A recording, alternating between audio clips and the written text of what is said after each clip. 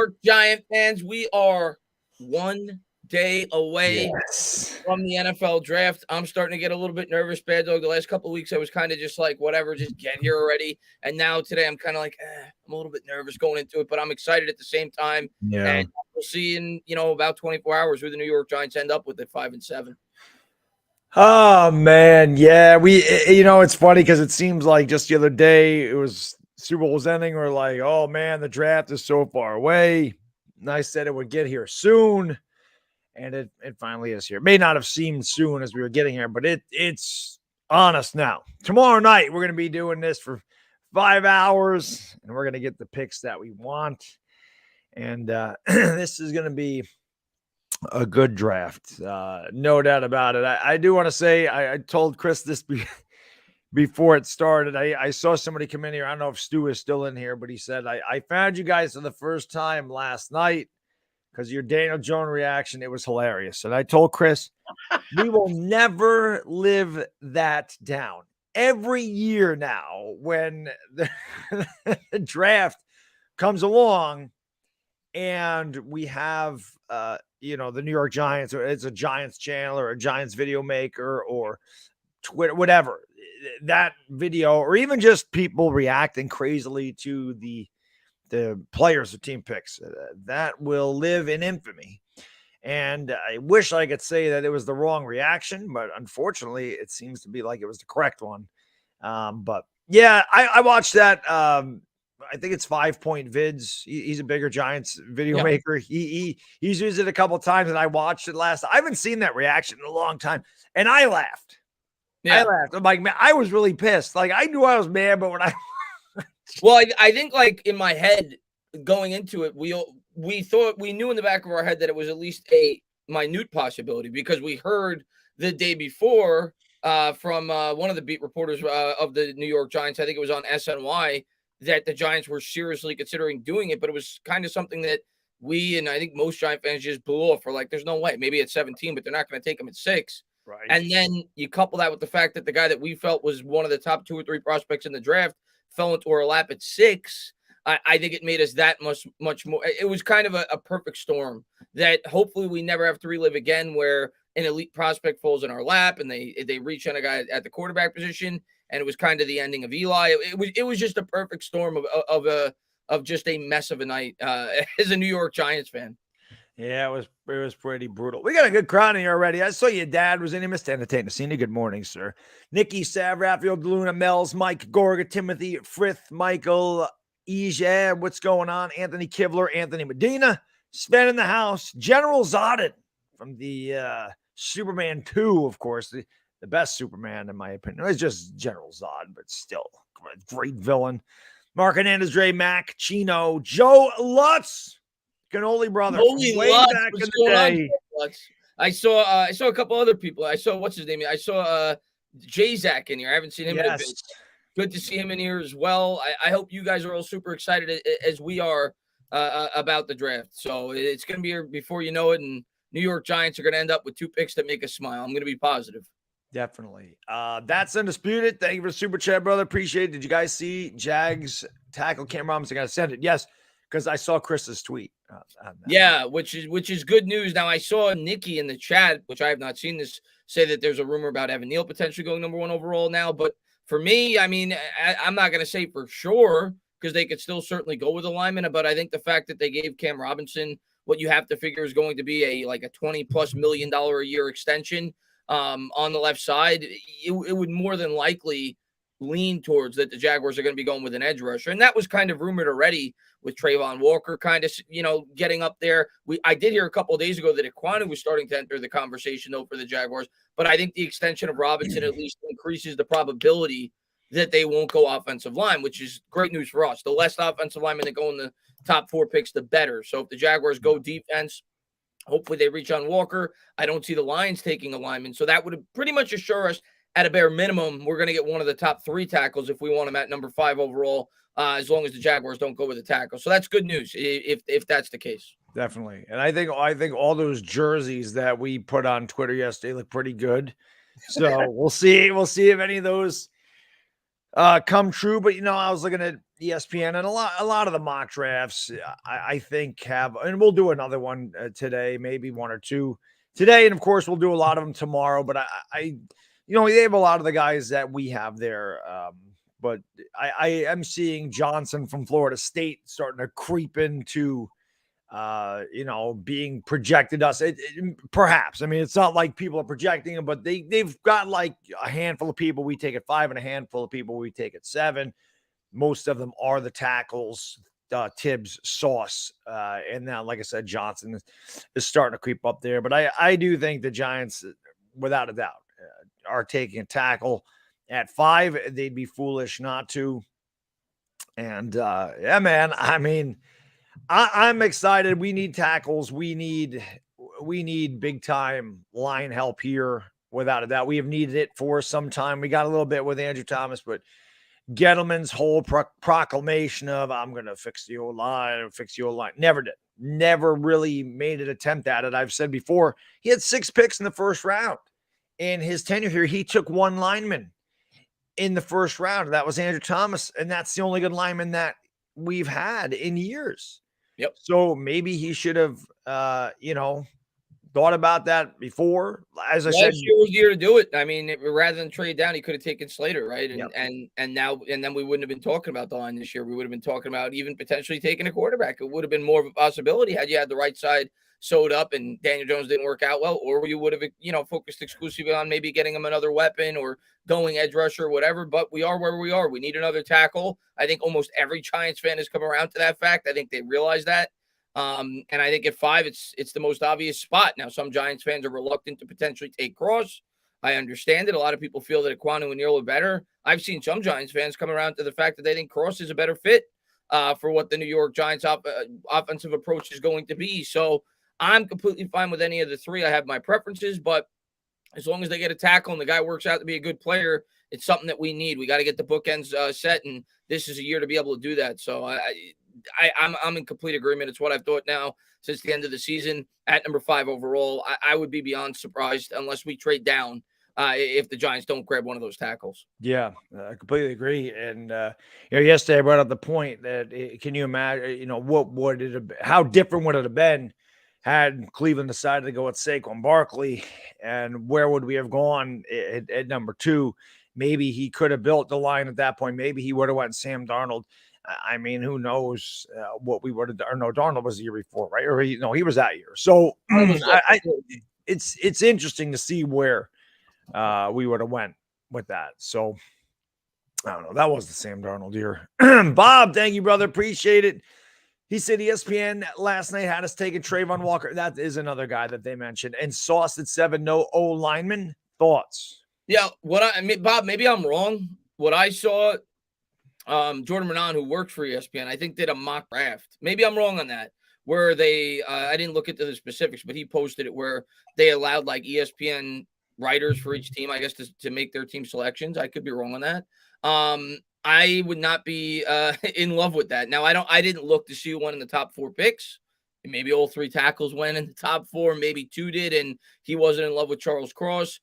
Jordan has always been a guy, especially over the last 2 years, who has pounded the table for the Giants to get an edge rusher. I remember that in last year's draft as well, so I'm not too surprised he went that route if he was the guy that was making the decision, and rightfully so. We have not had a good edge rusher in a really long time, but I wouldn't be in love with that, especially if they passed on a guy like Ekwonu or Neal to take Trayvon Walker. I think that would be a bad decision on the Giants' part. And I think Trayvon Walker could be good, but I don't think they should pass on one of those tackles.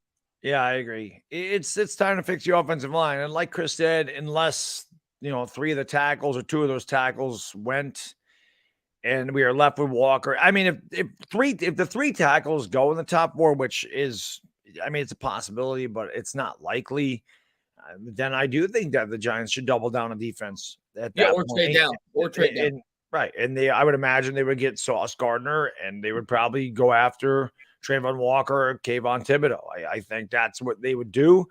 But I think the Giants are going to come out with one of each. I really do. I think they'll come out with a tackle, and I think they're going to come out with Sauce, Tibbs, or somebody to that effect. And we'll see. But, either way, we really, really do need to come out of this with a tackle. It's time to build the offensive line. And as we talked about, whether that's Jones that's the future under center or somebody else. You got to protect the quarterback. We can talk till we're blue in the face about things Jones doesn't do well, and there's a lot he doesn't, and he never really progressed. And we've said it all the time.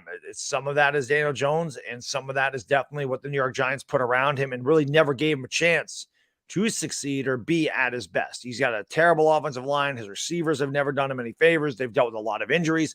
He's been injured. We all know the coaching staff was horrendous the last couple of seasons, and he certainly regressed under Joe Judge's regime with being extremely conservative. So it'll be interesting to see if the Giants do go out and get him some bookend tackle, finish that other bookend tackle spot on the right side. And we'll see what he can do with Kafka as offensive coordinator and Daboll's offensive system. It'll give him a chance to prove that he can play at this level if we get some pieces around him. Let's hope we do it. And more importantly, it'll give the guy that potentially replaces Jones, if he doesn't prove it, the opportunity to come in and succeed. Unlike Jones, who came in here with Nate Solder and on the left side and Mike Remmers on the right. So that's even more important in my opinion. And the other thing that came out today, actually, that I should have mentioned before we went live, Art Stapleton came out and said that the Giants, I think it was Art Stapleton, that the Giants should come to a decision on the Daniel Jones extension within the next 2 days. It might have been Jordan Renan that said it. So apparently they're talking about it, at least as a potential possibility. And it would be $22.5 million if they were to extend him on the fifth-year option. Obviously, most Giant fans probably aren't going to be in love with the idea of them doing that, but we should get our answer relatively soon. We're going to get it soon anyway. The deadline's May 2nd, but we may get it sooner than by May 2nd. Yeah, I can't see them extending him. Or giving him the fifth-year option. This, like you said, new GM, new coach. He's not their guy, and he hasn't proven anything that they should give him an extra year.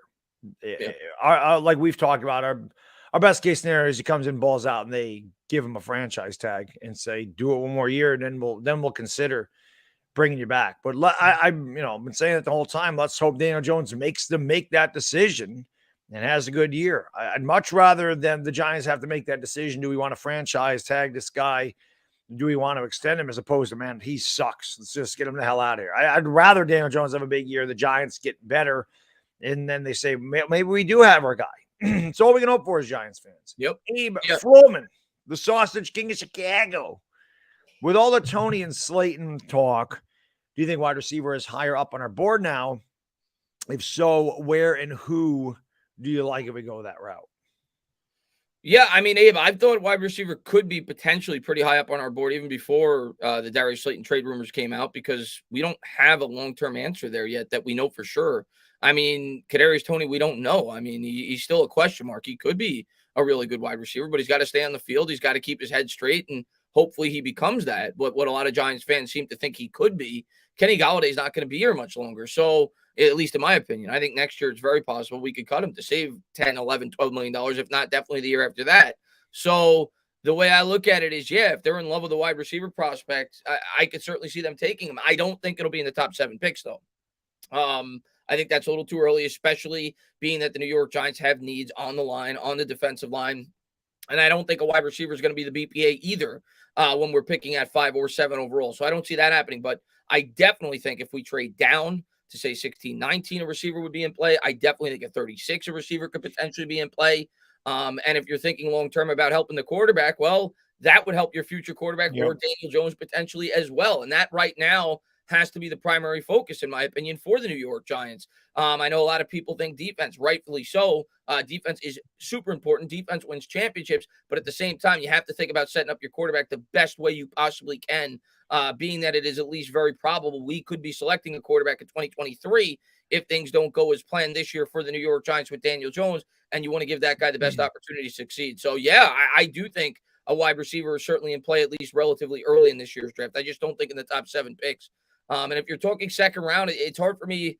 I like the kid from Penn State. I don't know how well he would fit in our defense. I think he's personally going to go to the Chiefs at 29 or 30. He's kind of a versatile wide receiver. But, I mean, one of those guys that drops, maybe a Burks, one of those guys that drops that is supposedly going to go in the first round. If that happens, I think the Giants will at least be open to the possibility. Yeah, I mean, I think if the Giants get a defensive player, which I would imagine they would, in the first 7 picks. They could definitely go that route. I'd preferably first 3 picks want to go on the line, whether that's a couple of offensive linemen or an edge rusher in the second round, like the kid from Penn State, or a Nick Bonito from Oklahoma, and maybe a Sauce in the first round, an attack, whatever. I really want them to fix the line of scrimmage, but again, with all the talk about the wide receivers, the Kadarius Toney trade talks, the Darius Slayton trade talks, like Chris said, Kenny Galladay produced absolutely nothing, and probably will not be here much longer. Sterling Shepard will not be here much longer. So we really don't have a future answer at wide receiver. And it's pretty obvious that even the guys we do have here now, that Daboll and Kafka Shane must not have a lot of confidence in them if they're already talking about, if there's any trade rumors about it, that's just saying, well, we really not, these guys are not long for the New York Giants. We want to get our own receivers in here. But hopefully Kadarius Toney is that guy. Hopefully he gets in there. His head's in the game 100%. He can stay healthy, and we can see the explosive nature that he showed flashes of last year, because obviously you get a big play guy like that, it's going to open up the field for everybody else in the receiving core. But you also got to have a quarterback that can make the throws of these receivers, even if they're not wide open. You need a quarterback to take some chances. You need a quarterback to make his throws with anticipation and throw those out routes before the receiver comes out of his break, or as he's coming out of his break. You got to give the receivers a chance too. And yeah, more importantly, they got to stay healthy. They got to stay in the field, and they got to be consistent. And I don't know how much of this was Kenny Galladay and how much of this was, Toney was hurt, but how much of this was Joe Judge, Jason Garrett, that whole regime. We'll find it. We'll know a lot more, after this year, exactly what the issues were and exactly where we're going forward. But like Chris said, if they address the wide receiver in the second or third round, not the direction I would want to go, but definitely understandable. Yeah, and I think it's even more of a reason why the Giants need to shore up the tackle with one of those first 2 picks and go, with an immediate defensive need, because then it opens up your options to be able to take a wide receiver. I think if you were to double down on defense, it almost forces your hand to take a tackle at 36, almost. If you were to do that, and if you didn't get, say, a cornerback or an edge, you'd probably have to do that as well. I think most Giant fans would still be leaning that way, but I think if you get an impact player on the defense along with the right tackle with your first 2 picks, it opens up the possibility to really, truly go with the best available player at 36. And that opens up the possibility for anything, whether it be wide receiver, safety, whatever. Right. But they got to make sure they get a tackle with one of those first 2 picks. Otherwise, I think you're forcing your hand at 36 to have to take a tackle. Yeah, agreed. King Trizzy, thank you for the super chat, brother. Appreciate you. What up, guys? Let's go, G-Men. Tibbs and Icky, please. I can get on board with that. That'd be my favorite.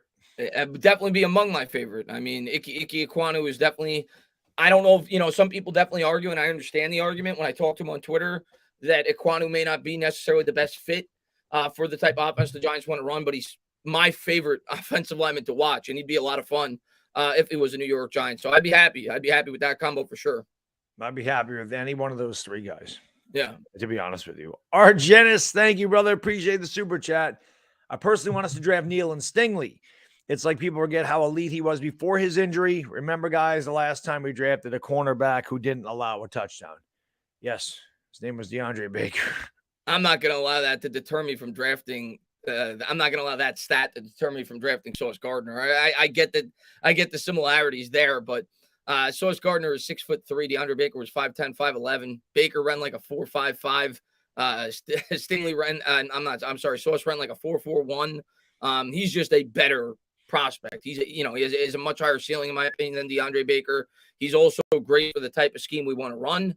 But I agree with what you said about Stingley. I mean, Stingley was a great prospect in 2019, and the best version of Stingley is probably better than the best version of Sauce, but we haven't seen the best version of Stingley for 2 years. And it's why I think it's a riskier proposition than taking Sauce, but that's just my opinion. Yeah, I was going to say, I mean, Stingley was an elite corner. There's no question about it, but it would be risky to take him in the top 10. That'd be high risk, high reward if he could be 2019 Stingley. But if not, I mean, we really can't afford. I don't know if the Giants can afford to take that risk because we've struggled so bad here recently. I think the Giants have to go safe in this draft. And that's why definitely if Evan Neal falls, well, I think like Chris said, he's the safest lineman to take. they probably would go in that direction. But we'll see. I mean, we'll see how they go. If they feel Stingley's a really good fit for what they do, and Wink does want the corners because he likes to blitz, he likes to play man. We'll have to ride with it and hope that Stingley is 100% healthy and gets back to the player he was a few years ago. It'd be a big risk to take him at 7 for sure. If they traded back to say with Minnesota to 12 or to 14 and got some draft capital for next season, and you want to take that chance, I could see it a little bit later, but I wouldn't want to take a top 10 pick. I'd just be scared to take that risk. Yeah. Blake, thank you, brother. Appreciate it. Good Morning Football and NFL Network just said the Giants take a quarterback. All right, Chris, we were talking about it before. Let's knock that clown show around again. We talked about how that's a terrible product that they have on Good Morning Football. It's not even about football. And I wonder if any of them even have football acumen. Like I said, the only reason I ever even tuned into that was because, well, I'm a man and I do like to look at Kay Adams. I can't deny that. She's a smoke show. Okay. Good perk. She's a good perk. And she's a Giants fan, I think. But they all seem to be Giants fan. The one on ESPN, I can't remember her name. The with Stephen A. Smith is a Giants fan. Molly is Molly. Yes. Yeah, they all seem to be Giants fans. Yeah. Yes. But Kyle Brandt's you just get him some kabuki clown makeup and throw it on him. And like I said, Slager's just a goober. I mean, I don't know what to say. I don't. Out of all the football shows I watch, that could be my least favorite. But yeah, go ahead. You played the take of me. Kyle Brandt says the Giants need to draft Malik Willis because they're showing. He said that Daniel Jones's best play was against Tampa. Well, I don't know where the hell he's been for the last 4 years. I'm pretty sure Daniel Jones had some better plays than the ones that he played well against Tampa his first game when the team had no film on him. But I'm sure he did something else besides that. Well, the Saints game, he was pretty good last year. Yeah, pretty good. Washington, he was pretty good. Not his fault we lost. Yeah. What I'll say, listen, Good Morning Football to me, and I'm not trying, whatever. I mean, some people may like the guy. Some people may agree with his opinions. I felt like they've always just basically been an entertainment show. I remember 2 years ago when the Giants had Joe Judge in his rookie year, when any rational Giants fan going into the year would have thought 5 or 6 wins. They said they were going to make the playoffs. They said they were going to win 10, 11, 12 games. And to me, they've always been, for clicks, basically. And this take, in my opinion, and again, everybody's entitled to their own, but the way I look at it is the way I've looked at it all along at the quarterback position. I'm not denying that Malik Willis has a higher ceiling probably than Daniel Jones. I'm not denying that Malik Willis could potentially be a better quarterback than Daniel Jones. But to me, if you were to do this, what he is suggesting, you're basically doubling down on what I think was a mistake by the New York Giants in 2019.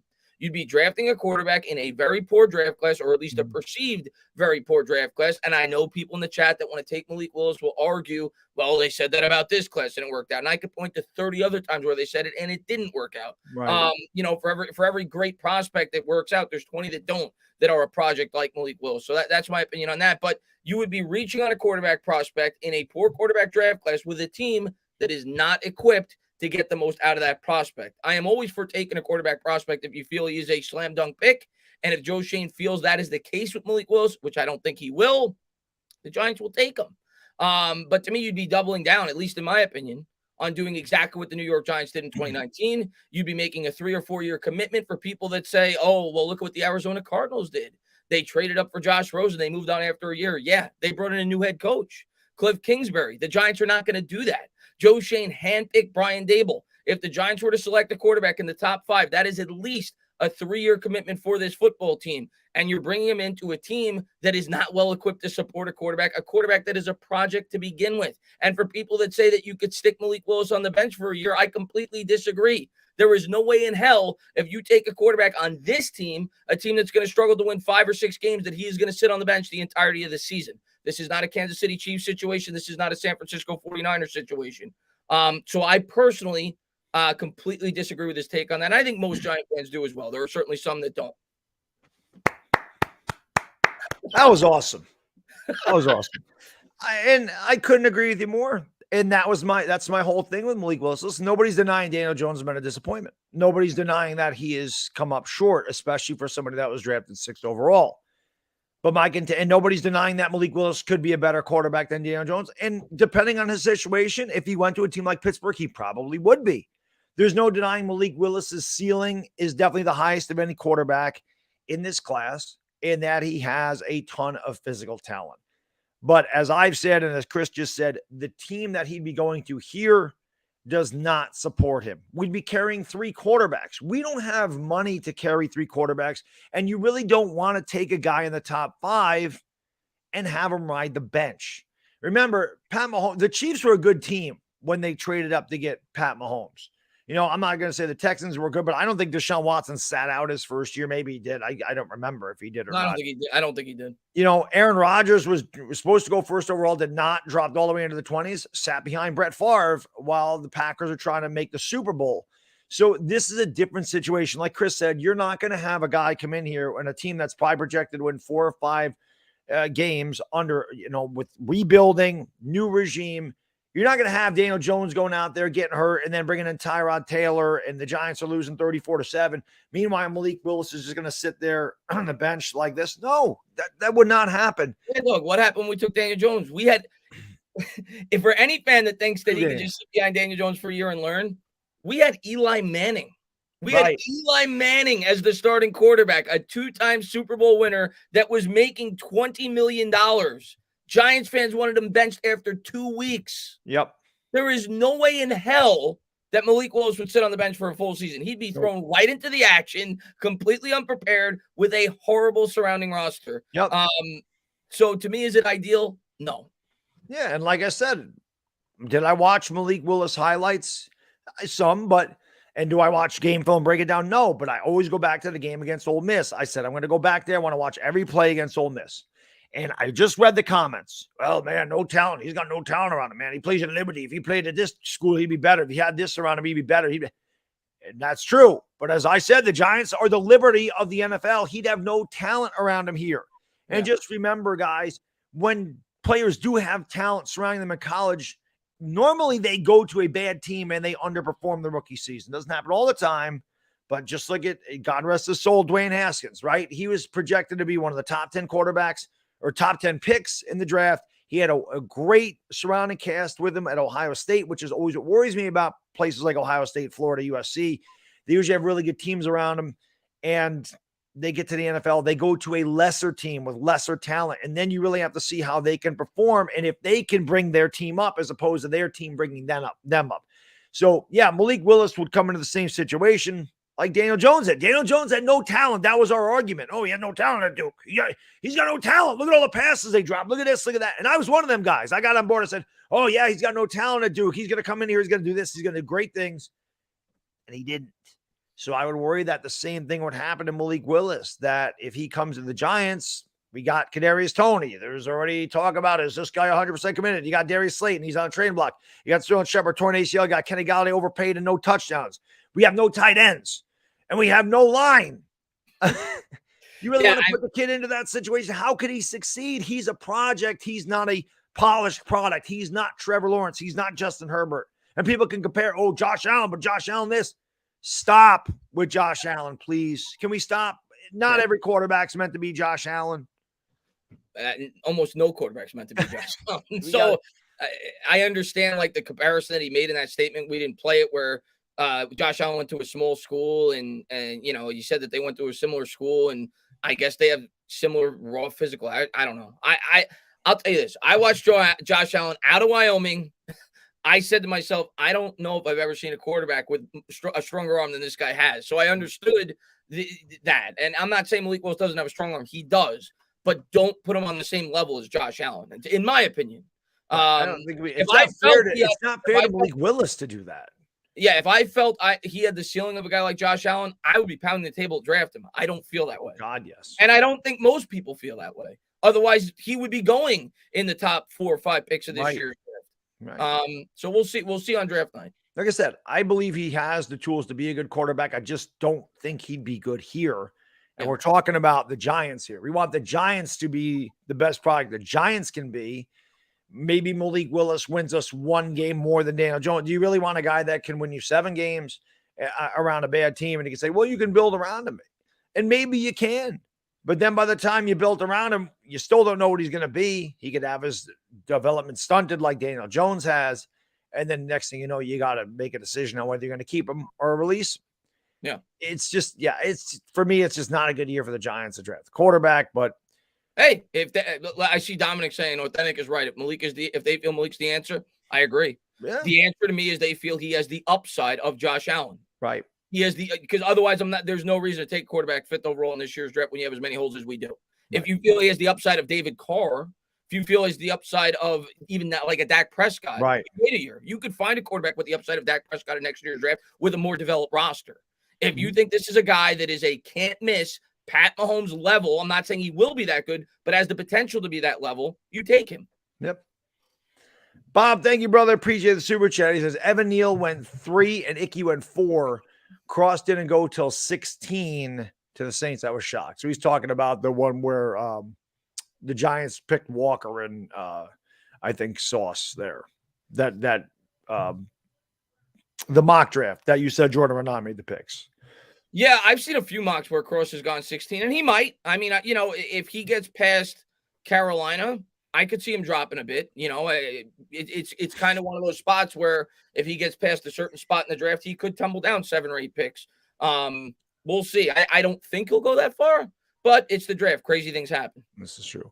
Jeremiah, thank you, brother. Appreciate it. Super chat. Big Eagles fan says, I think I speak for all Giants fans, and I say the team should draft a punter high because they can still find offensive line gems in the 4th through 6th. Well, they would be high if they took a punter early in the draft. But we're gonna do your mock draft for you tomorrow, Jeremiah. You can tune in and find out how Chris and I select for you guys.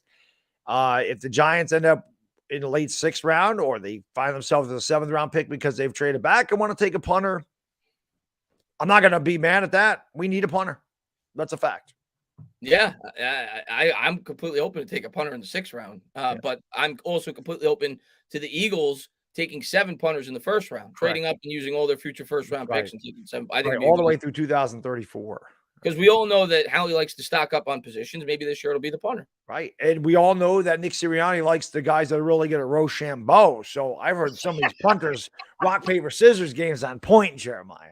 So look out. Listen, I think undrafted. Well, he might go in the 7th round, but undrafted Jake Camarda out of Georgia. That's going to be our punter. We love Bulldogs. We're going to end up with Jake Camarda. That's my hot take. We're going to end up with Jake Camarda on this team next year. And he's a good punter. And he ran like a 4.7. So look out. Eric, thank you, brother. Appreciate it. He says, with the Jags, Jets, and Panthers all rumored now to go O-line, what would you do if they all pick the big name O-lineman? Well, the one thing I can say, Eric, the Panthers pick after us, so we wouldn't have to worry about them. Yeah. That's exactly why, Eric. I think if the Giants want to take one of those top 3 tackles, they have to take them at 5 because the Panthers could certainly take them at 6. So if they like Cross, I don't think they're going to wait till 7 to take him if the other 2 are already off the board. Knowing that the Panthers could very well take him. If they're kind of indifferent on Cross, well, then maybe they do wait to the 2nd round or look to trade down to the mid-1st round to grab a tackle.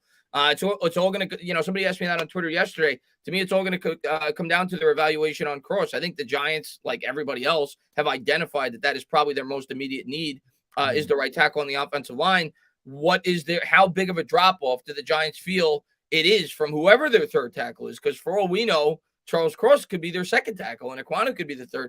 But how big of a drop-off is it from their 3rd tackle to Trevor Penning or whoever you think is the 4th best tackle? If they think it is really significant, I think they're taking that tackle at number 5 overall. Yep, I agree. I don't think you can chance because, like you said, the drop-off is huge. Now, if 2 linemen fall to 5, well, then the Giants, that'd be the best-case scenario, that they have 2 guys evenly graded, like say Icky and Cross or whatever. They're even, their grades are pretty even. They're similar.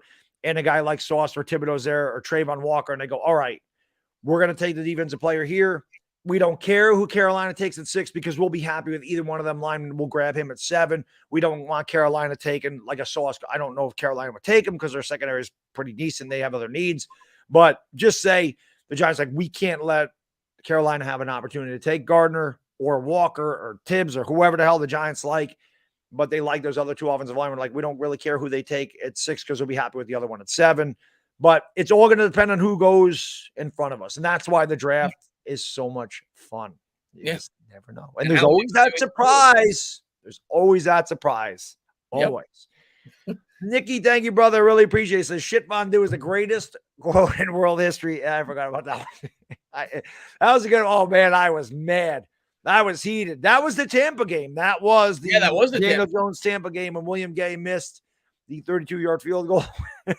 He was horrible in that game. Oh, Mike Evans had like 190 and 3 touchdowns against them, and I tore him up. And he should have given up the game-winning catch, basically, but they missed the field goal. Oh, he was awful. He says, screw that floating and stinging bullcrap. Here's the having a repeat of the 2020, not the 2019 draft. I'm with you, Nick. That. Let's go. Let's go. AJ, thank you, brother. Appreciate it. If Tyler Linderbaum falls in a second, you consider it. Oh, without a doubt. Strongly. That'd be a dream for me. Strongly consider it. I'll tell you what. I'm not an offensive lineman, a jersey guy per se, but if Linderbaum ended up being a Giant, I might have to grab me a Linderbaum jersey because he is that's one of them guys, sometimes you just get them good old country boys from Iowa. They're just country strong, as they say, and he may be undersized. Man, that man can play. He can play. Yeah. And if he ever got out of the first round, I would get, has a reputation for producing pretty good offensive linemen as well.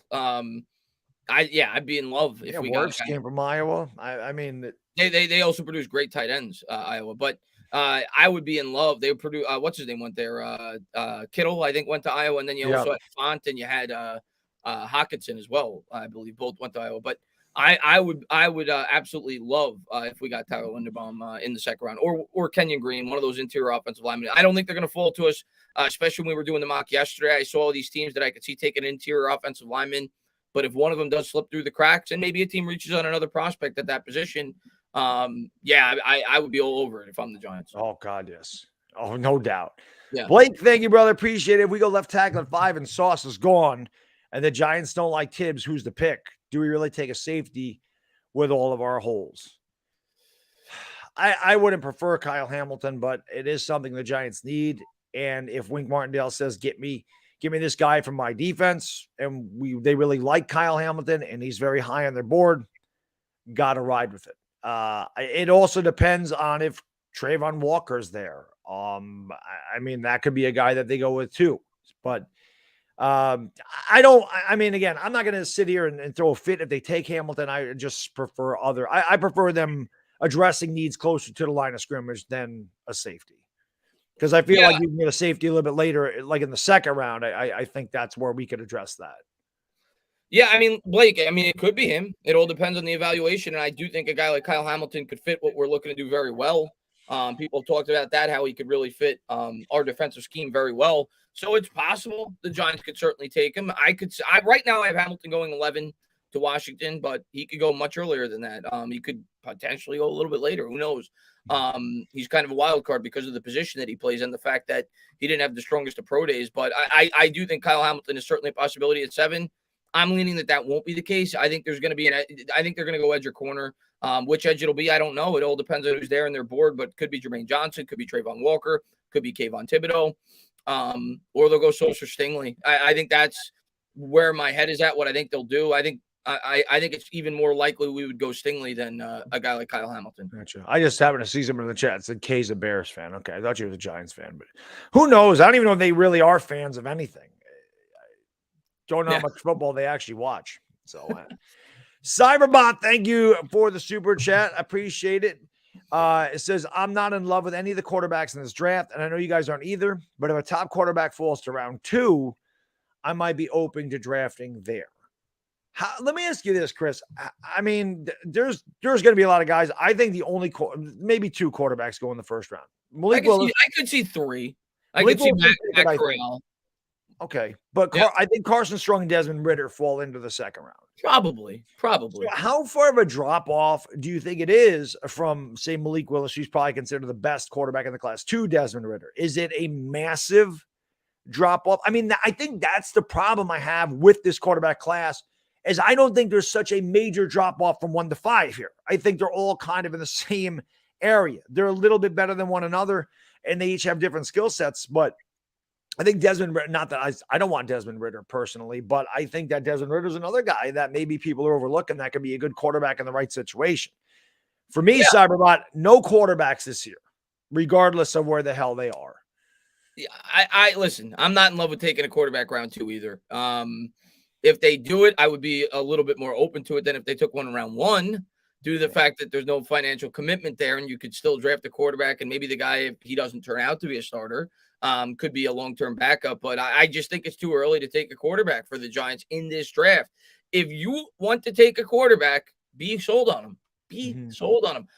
I don't feel, especially when you have a team like the Giants, it's not like the Cowboys, right? When they took Dak Prescott, the Cowboys had a very developed roster. They had an offensive line. The Seahawks, same thing, right? They had the great run game with Marshawn Lynch. They had the great defense. They get Russell Wilson right in like the 3rd round. It's not like that type of situation. We're talking about a situation that is complete dog poop right now. So if you're gonna take a quarterback, be completely sold on them. If they're not going to take one at 5 overall, I don't think this is the draft for the Giants to take a quarterback. Right. Yeah, like Chris said, if you're taking a quarterback and you're picking 5th overall, you're taking that quarterback to build around him. So I don't think you're going to take a quarterback in the 2nd or 3rd round, say we're going to build around him. I think that you have to be 100% sold. And if you're waiting the 2nd round to take a quarterback, I don't think you're sold on a quarterback. Again, I don't think you can just take one to take one. And I just feel like we have so many other holes in this team, and I think we have to address them first. I mean, I understand I think people want the quarterback because they think we're going to draft the quarterback. And I'm not saying you in particular, but they want us to draft a quarterback thinking, oh, we're going to get Malik Willis in here. We're going to be an 11-win team. Like, that's not how it's going to work. Right. We have to rebuild this. You maybe we'll be better than people perceive us to be, and I'm hoping we are. But I don't think you can go in here with massive expectations. You have to go into this year saying, we are rebuilding. We're building a foundation. This is probably going to be a bad season, but we have to build this correctly and then get better in a year, 2 years. And then all of a sudden, there you are. You're a competitor. You got your team around. You got your quarterback, and you got the pieces surrounding him to be a Super Bowl contender. That's what you want to do. You don't want to build your team to be, oh, we could be mediocre and maybe make the playoffs and just kind of stay there and then fall off again. So the quarterback situation. I'll say it all the time. If there is a slam dunk quarterback prospect and you're enamored, you always take him. I just don't believe there is one in this draft. Yeah. Pencil Man, thank you for the super chat. And again, one of the best comments I read this entire offseason was from Pencil Man when he said, I think it tells you what some teams think about the quarterback class, the fact that they traded for Russell Wilson and Carson Wentz. I think that does speak volumes on what they thought of. Now, it's not every team, but you have teams picking 9th and 11th, and they said, nope, give me, we'll trade picks for veteran quarterbacks. But Pensman, thank you, brother. He says, best Giants content is your guys' channels. Thank you. Bull detail like it is, and ban anyone that wants to draft a quarterback. Well, I'm not going to go that far. But because everybody's entitled to their own opinion, and I can definitely see why people would want to draft one. But I don't think that this is the year to do it. But I see what then bringing up Justin Herbert. If the Giants feel that Malik Willis could be Justin Herbert, by all means, take him. I personally don't think they're going to feel that way. Yeah, I personally don't think he's going to be Justin Herbert, but I've been wrong before, and I will be wrong again. Blockiana, thank you so much for the super chat. I really appreciate it. He says, I'm hearing Pittsburgh is going to do whatever they have to do to get Willis. We're not drafting Willis. No, we're not drafting Willis, in my opinion. Like I said yesterday, I know that there's been rumors that they have considered moving up to 7 to do it. That's a huge jump for the Steelers. I think they're going to probably look to see if Willis falls into that 12 to 15 range and then look to make their move. If they, in fact, do really love him as a quarterback prospect, and by all accounts, they do. But we'll see. 7's a long way to drop, though. I'll say that right now for the Giants. You better be getting King's ransom. King's ransom. We're probably, at that point, 2 future firsts. Yeah. In my opinion. And a couple of seconds. 13 spots. The job to 7 from 20 is a lot. A lot. Grim Silo, thank you, brother. Appreciate it. Joe Shane should not base anything he does on the draft based upon Gettleman's failures. He should build this team how he deems fit. There's carryover year to year for fans, not new GMs for a team. 100%. Yep, absolutely. Absolutely. 100%, Grim. And I think Shane is doing it completely different than the way Gettleman did. Let's hope so.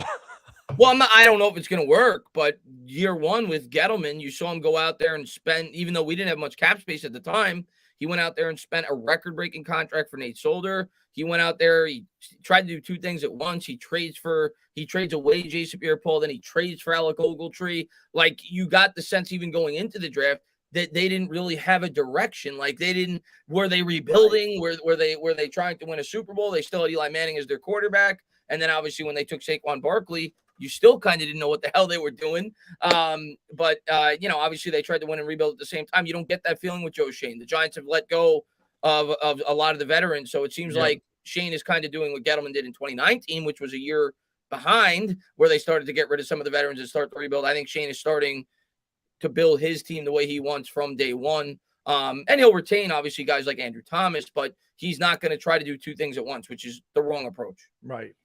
Which, again, that may have been some Gettleman, but part of me thinks that was ownership that pushed that on to Gettleman.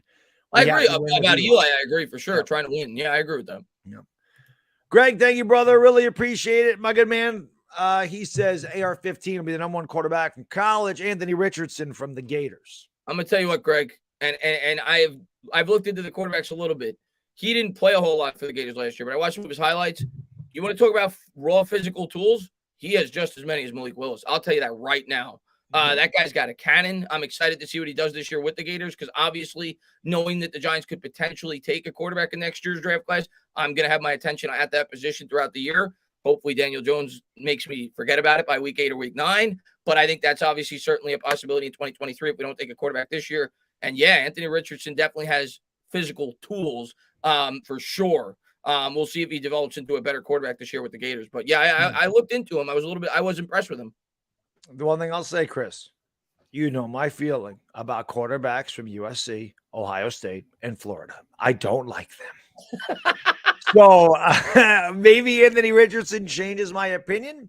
Maybe I say to hell with it, go for it. But I don't worry about it. The one thing I'm going to say about Anthony Richardson, he should have a much better year, a much better season this year because Clown Mullen is not running the show down there in Florida, which was it. They were an absolute disgrace this year. Won my biggest bet ever on college football this year when I took South Carolina plus 920 on the money line against Florida and won. That's the biggest bet. And I didn't bet a lot. I bet $20, but still, that was pretty good. I was pretty good. So, that is a good bet. That was good. But yeah. Florida, and I agree with Tara, by the way, about CJ Stroud. At least from what I've seen so far, my opinion may change after a season, but I'm very impressed. Stroud's right now probably my number one quarterback from what I've seen next year. Ohio State, man. Yeah, I know you hate to get on board with these quarterbacks, man. But like I said, if one of them's got to pan out eventually, right? Yeah. But yes, much like you, Chris, I'll definitely be paying attention to the quarterbacks. And obviously Bryce Young will be the guy that everybody's looking at, but we don't know where we're picking. Yeah. But yeah, there'll definitely be and you know what, Chris, every year we see a quarterback that nobody pays any attention to that all of a sudden is going to climb up the boards. This year, it kind of went the complete opposite. Sam Howell was supposed to be the man and he was going to be the number one pick. And Spencer Rattler out of Oklahoma wasn't going to be drafted because I think it was just a sophomore last year, but he was supposed to be a Heisman candidate and they were both terrible. Kenny Pickett kind of came out of nowhere where all of a sudden now he was being talked about a first round pick. And Malik Willis, Auburn transfer, went to Liberty, went to a small school. I don't think anybody was like, Malik Willis is going to be the best quarterback going into the year. No one's like, that's the guy. That's the guy that's going to be better than Rattler. That's the guy that's going to be better than Howell. I don't think anybody. And people are still. Matt Corral kind of came out of nowhere too. So people are still indecisive in terms of who's the best in this year's class. Yeah. You listen to Sims, it's Corral. Some guys say it's Corral. Some guys say it's Willis. Some guys say it's Pickett. Some guys say, and I haven't even seen Ritter by a few people. So that goes back to my point earlier, Chris. I think a lot of these quarterbacks there's not a big drop off. Yeah. From 1 to 5. So there's really no, you got to get that guy. Right. There's nobody that really reaches out and grabs you like, Trevor Lawrence did or Joe Burrow did or Justin Herbert, like those guys. And again, sometimes that's wrong. Like, you go back and look at, there's been Jamarcus Russell, right? There's Ryan Leaf. There's always those guys too. Right. So you never know. And then there's guys like Russell Wilson. So you just never know. A lot of it has to do with the quarterback. A lot of it has to do with the coaching and development of the situation they're put in. The scheme too. I mean, look at Jared Goff. Is Jared Goff on the Lions the same quarterback he was with the Rams? I mean, So a lot of it has to do with the scheme and the team around him as well. Yeah. So it's tough. The quarterback thing stuff, you can't miss. When you miss on the quarterback, you end up in a situation like we are, or like the Jets are in. How many quarterbacks have the Jets missed on? Darnold, Sanchez, and now, Wilson, you don't know. He looks better, but they've taken 3 quarterbacks in the first round in the top 5 since 2009. Right. The Browns. So, Browns. The Browns. Yeah. It's ridiculous. Yeah. Zeke, thank you, my man. Really appreciate it. He says, I love you guys, but I totally disagree with you on Malik Willis. He's a force multiplier and has superstar written all over him. In today's NFL, he's raw and needs coaching. Hint, Daboll, Kafka. And Zeke, we agree. If they take him, I'm not going to scream if they take him. I just personally am not for it. I'm giving you my opinion before the draft, but if they take him, I'll get on board with it. I'll understand the reasoning. They will look at the raw physical attributes, and Joe Schoen and Brian Daboll will come to the conclusion with our tutelage, if we could build this team up the right way, this guy, because if you're taking him 5th overall with the holes this team currently has, you believe he could be a superstar. And if they believe that, which I have to trust that they do, if they're taking him that high in their first draft, I'm going to get on board with it. I'm going to give the kid every opportunity, just like I did for Daniel Jones. Yep. Yeah, I completely agree. Zeke, I don't think we've disputed his ceiling or his talent, the things that he can do. His athleticism, his speed, his strong arm. He's got tools. But does he fit here? And I know Daboll and Kafka are supposed to be these quarterback gurus. They work with the best quarterbacks in the league, right? Daboll work with Josh Allen, Kafka work with Pat Mahomes. If they believe that Malik Willis can be anywhere to that level of a Mahomes, if a Kafka says, I see so much Pat Mahomes in him, or Daboll says, and I see all this Josh Allen in him, then they're going to say, we want the kid. And if they take, like Chris said, if they take him 5 or 7 overall, I'm not going to scream about it. I'm not going to have a Daniel Jones reaction. I'm going to say, okay, these guys truly believe he is the guy that'll be here for the next 15 years. Yeah. And I got to hope that as a fan, I got to hope that they're right. Right. And I got to give Shane an opportunity. And if that's the guy that he wants to tie his legacy to, I hope you're right, Joe. Yep, exactly. Yeah. I think some people may think that we don't like Malik Willis. I like Malik Willis. I don't like him for the Giants. Yeah, and I just don't like any quarterback right now for the Giants. I just feel like we have to ride this year out. Like what you said earlier, Baddog, for this year, in my opinion, for me to want to take a quarterback, they have to be like a Trevor Lawrence type prospect for this year. Right. If you improve the team and suddenly this offense looks like they're starting to click, the offensive line is getting better, I'm more open to taking a guy like Malik Willis. Right. When I feel like he's going to come into a better situation. If you take Malik Willis this year, it's a project quarterback. I'm just not in love with the idea. That's just my opinion. Same here. I think they need to build up the rest of the roster. If there was a guy that I felt like was a can't miss, no doubt, he had the production, he had the upside, he had the mechanics, you can't pass up on it. I don't feel there was a quarterback in this class like that. Yeah. If the Giants had a really good developed offensive line, I'd be all for taking Malik Willis. I would be all for it. If it was really just, it's all Daniel Jones. Like the line is good. He's got plenty of time. They're great blockers. They get downfield.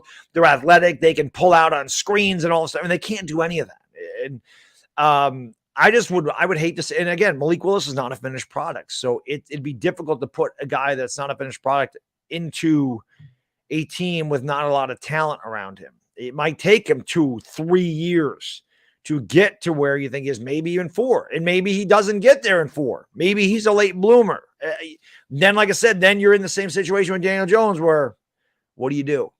So I don't know. I just feel like we have to go elsewhere in this year's draft. Yeah. Octave, thank you, brother. He says, hello, fellas. Let's build these trenches. Would love if they spent 4 picks on the defensive and offensive line. I think they will, or at least close to that. Man, possible. I easily could see 3 linemen. I definitely think we're taking 2 with our 9 picks, and I could easily see a pick or 2 on the defensive line. So I would put it right around that number, 3 or 4 probably of the 9 picks. I think will be between the 2 lines. So I think you'll probably get your wish. Yeah, I can see that. I'm just looking here for any of these things because they don't show up on StreamYard, but I don't see any there. So I think we're good. NY Giants 26. Thank you, brother. He says tomorrow, cue draft jingle. Big day tomorrow.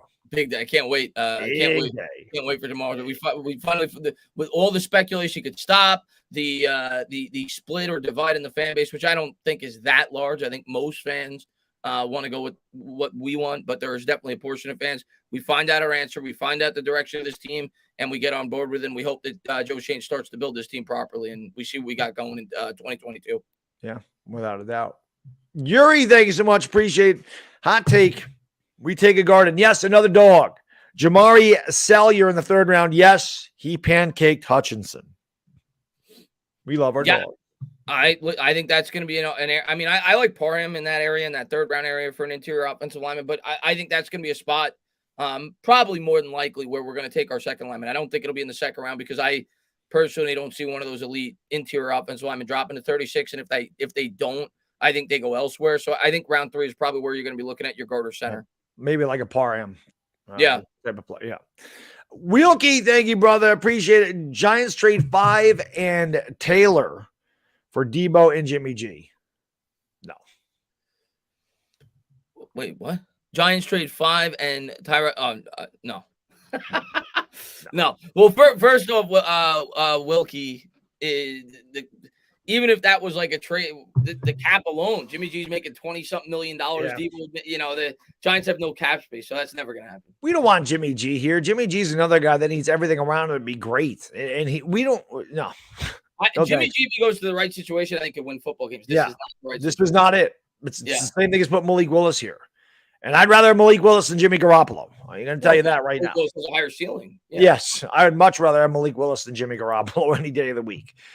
Frank Corona, thank you, brother. Appreciate it. Devil's advocate. It'd be tougher to build a roster around a quarterback when trading 2 to 3 firsts to move up rather than just taking Malik in the top 7. What I'll say to that is if you feel the quarterbacks are comparable, yes, I completely agree. Yeah. If you feel that, because if you're trading up for a quarterback next year, it's more than likely going to be a guy like CJ Stroud. It's going to be a guy like Bryce Young. Young. It's gonna be one of those guys. So if you honestly in your heart feel that Malik Willis is on that level, and if the Giants select him 5th overall, they're gonna. I hope they feel that way. It is more beneficial to do it that way. But I think if the Giants were to trade up for a quarterback, it would indicate that they felt that quarterback prospect was much better than the quarterback they could potentially take at 5th. Because like you said, if you were going to do that, why would you not just take the quarterback at 5th overall in this year's draft class? If they're going to trade up, it's because they feel that guy is an elite quarterback. And I am never against a team trading up to get their guy because there's only 5-6 elite quarterbacks in the NFL. And if you're going to do something like that, you believe that. So if they don't take Malik Willis this year, I have to believe as a fan, they don't feel he is going to be an elite quarterback, at least for them. If in the following draft, they spend 2 first-round picks to move up and get a guy like CJ Stroud, they are fully bought into that player. That's a guy that they feel could be the next Pat Mahomes, that they feel could be, or at least comparable to those players if you're willing to give up multiple first-round picks to move up and get a quarterback. So my answer to you would be that what they would say is, no, we think CJ Stroud has the potential to be one of the greatest quarterbacks in the league today. We didn't feel that way about Malik Willis. Yep. It's a great point. The other thing, Frank, is we don't know where we're picking.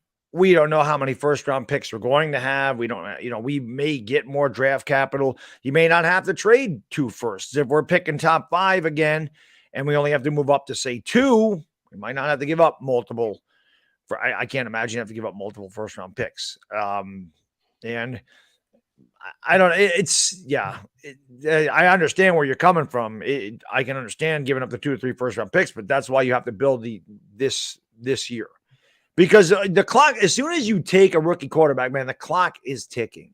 Yeah. The clock ticks immediately. So to me, it's just easier, especially for cap purposes, to build that whole thing first and then stick a quarterback in there, as opposed to bringing in a guy that's raw. And like Chris said, you're not going to sit him on the bench for a year. The Giants aren't going to be good. They're not going to sit there and have 3 quarterbacks on the roster and just sit the 5th pick overall in the draft, hanging out there on the bench while Daniel Jones is fumbling the ball. Because like Chris said, and I was one of those guys, the Giants weren't going to win in 2019. I'm like, just put Daniel Jones there. Let's see what he can do. Not that there was any disrespect to Eli Manning, but I'm like, Eli's not the future. Let's see what Daniel Jones has. Though, if you it should be, by the way, especially with Daniel Jones, even more so than Eli. No, but that's what I'm saying. Yeah. As soon as Daniel Jones is 0-2 and we're averaging 10 points a game, there's no way the fan base ain't gonna be screaming for it. Not even that, Chris. The first time Daniel Jones throws an interception, they'd be clamoring for Malik Willis. And he might not even get the opportunity. As soon as they drafted Malik Willis, they'd be clamoring, get him in there. Daniel Jones stinks. Get him in there. Dump Daniel Jones in the Hudson River. So, yeah, the quarterback thing is interesting. Everybody wants a quarterback. I understand. This league is much different than it was when I was growing up. You really do. You need quarterback to win in this league. But still win in the trenches. Yeah. But if you don't feel you have an elite quarterback, like you said, you build up the rest of your roster to maximize the potential of your current quarterback and potential future quarterback. Yeah. Your dad said, would you trade Bradbury for a 4th round pick? Yes. Yeah, definitely. Abe, thank you so much, brother. Appreciate it. Says, please send the Willis rant to Tim at Online Big Blue. I don't think we were ranting, but yeah, I'm just giving my opinion. Just our opinion on it. Listen, I mean, he's been a guy that's been outspoken for Willis since like November. And if they take Willis, I tip my cap. Yeah. And listen, like I said, if they take him, I understand. And I'm not going to throw a fit. It's just not the direction that I prefer, but who the hell am I? I'm just a fan. We all have our opinions. And like I said, I completely understand people wanting Malik Willis. I'm not one of these guys like, oh my God, that's just really stupid. I'm going to take, no, I get it. I would rather build around whoever that guy's going to be. Yep. And I know the Daniel Jones people do not want a Malik Willis. They want to build a line and say, I told you Daniel Jones was going to be good. I've never seen it. It's funny. The fan base is very split on the quarterback thing here. Well, they should. I mean, it's the most important position. It is. Well, even with Eli, they were split. Yeah. Blake, thank you, brother. Appreciate it. Pretty sure Walker's a lock at 1. Jags consider his physical profile a mirror to Myles Garrett. Vegas odds continue to move that way also. Yeah, he was the favorite yesterday. I haven't seen the updated odds, Blake, but I saw it on Twitter yesterday. I think he was minus 150. Trayvon Walker was the odds on favorite. That may change tomorrow. More information comes out and we'll see, but it looks like there's at least a strong possibility Trayvon Walker is going to be the first pick, which kind of goes with what that general manager has done in the past, to what I understand. He traditionally goes for guys with that are the higher upside prospects, regardless of position, even guys that may even be projects. So we'll see if that's the route that they go. As a Giants fan, I'll be very happy. I would not be upset with Walker, as I've said countless times, at 5 or 7, but I would much prefer some of the other players that could potentially drop to us. So I'd be very happy if they go with Walker first overall. Yeah. Yep. Not going to hurt my feelings if they take Trayvon Walker, because that means one of those tackles is getting to us for sure. Yeah. Nico, thank you, brother. Really appreciate it. Says, I'm with you on Linderbaum, but I live in DFW. And rumor consensus everywhere is if he falls to Dallas at 24, Dallas snags him. Definitely could agree that. Yeah, Brandon Green, Zion Johnson, you guys are going in line. Yeah, and if Dallas doesn't take him, somebody else will. I'd be very surprised if he gets to us at 36. He won't get past 31. I think Cincinnati is as far as that guy will drop. Yeah, I'll be ecstatic if he does. But I don't see it, which is why I don't think we're going to go line in the second round, because I don't think there's going to be a guy worth taking at 36. No. Mike, thank you, my man. Appreciate it, brother. What up, guys? Tired of ESPN slander? Go Big Blue. Appreciate it. I heard about Good Morning Football today, which is basically ESPN anyway, but maybe there was something else as well. But I think Mike could just take slander right out of that and just say, I'm tired of ESPN. Listen, you know what? I used to get like a little bit annoyed with ESPN when they would go after us. And listen, at the end of the day, I don't get upset anymore. We got to prove it, right? So yep. We're going to be a target. We're New York, right? So we're always going to be a target. It's ratings. It's easy ratings. We're a punching bag right now. And we got to prove that we're starting to go somewhere before we could start to talk as a fan base, because we've been the worst team in football since 2017. Yes, we have. I can't blame anybody for destroying the New York Giants or not believing in the New York Giants. Yeah, criticism is warranted with the Giants. Yeah, criticism is very warranted, and hopefully Joe Shane gets this team going down the right direction this draft. No doubt. Ian, we got time. Thank you for the super chat. Appreciate it. Pelicans took a tough one last night. He says, what up, fellas? I know it's a reach, but I'd love for us to get Charleston Rambo, wide receiver, in the 4th or 5th round. And yes, I'm being biased because he's from Miami. Well, he transferred from Oklahoma. He was a Sooner. So I know all about Charleston Rambo. And yes, if he's there in the 5th round and the Giants took him, it would not hurt my feelings because I think that's pretty good value in the 4th or 5th round. But and to We Got Time's credit, he was the biggest proponent of Chase Claypool, who turned out to be a pretty good wide receiver. Yes, he was. Yep, maybe Rambo will be that. But Charleston Rambo, yeah. When I would do a Sooner game and he would score first, I always had to use it, man. Yeah, Charleston Rambo draws first blood. You had to. Yeah. You had to do it.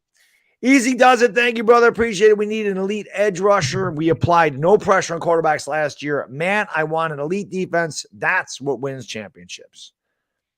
We have an aggressive defensive coordinator. So, yes, a good pass rusher, an elite pass rusher would certainly help. Huge.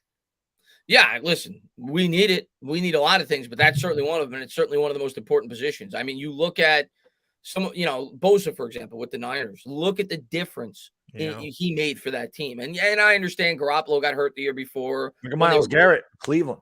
Yeah. You get a guy like that, which I don't know if there's any edge rushers in this class like those two.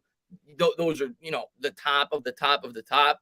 But if you get an edge rusher like that, it could completely change your defense. Yeah, I completely agree. And we might have an opportunity. Chris and I wanted that guy in 2019. Josh Allen, he had a good year last year too. Didn't happen. Grim, thank you, brother. Appreciate it. Check out Will Levis from Kentucky. I've actually checked him out, Grim. I've had a couple of my subscribers tell me to check him out. He's got a big arm. I'll say that. He's got a big arm out of Kentucky, and we'll see what he does this year for in 2022 in college football. Plays in the SEC, so that's a tough conference. He's got a big arm. I'm impressed with that. Yeah, a lot of them have big arms nowadays, though. We always talk about you can throw 103, but if you don't have control of any of your other pitches, it doesn't matter. So you got to be able to do the other things well as well. A lot of guys have big arms. For sure. Days, Pandemonium, thank you, brother. Appreciate it. We've seen DJ's best. Is Willis's best better than that? We don't know. We don't know. No clue. I could tell you he potentially is, but we don't know. Tell you his athleticism is better. Yeah, his athleticism is better. But as far as being an actual quarterback, there's no way to know, unfortunately. Yeah. Blake, thank you, brother. Appreciate it. I do not want a quarterback, but Willis did go to Auburn. Yeah, he transferred. Yep. He transferred. Bo Nix took his spot, and he went to Liberty. Yeah. Kind of like Kyler Murray went to Texas A&M, and then he went over to. Didn't Mayfield do the same thing? He went to Texas. Baker was a walk-on at Oklahoma. Yeah. So you see that a lot.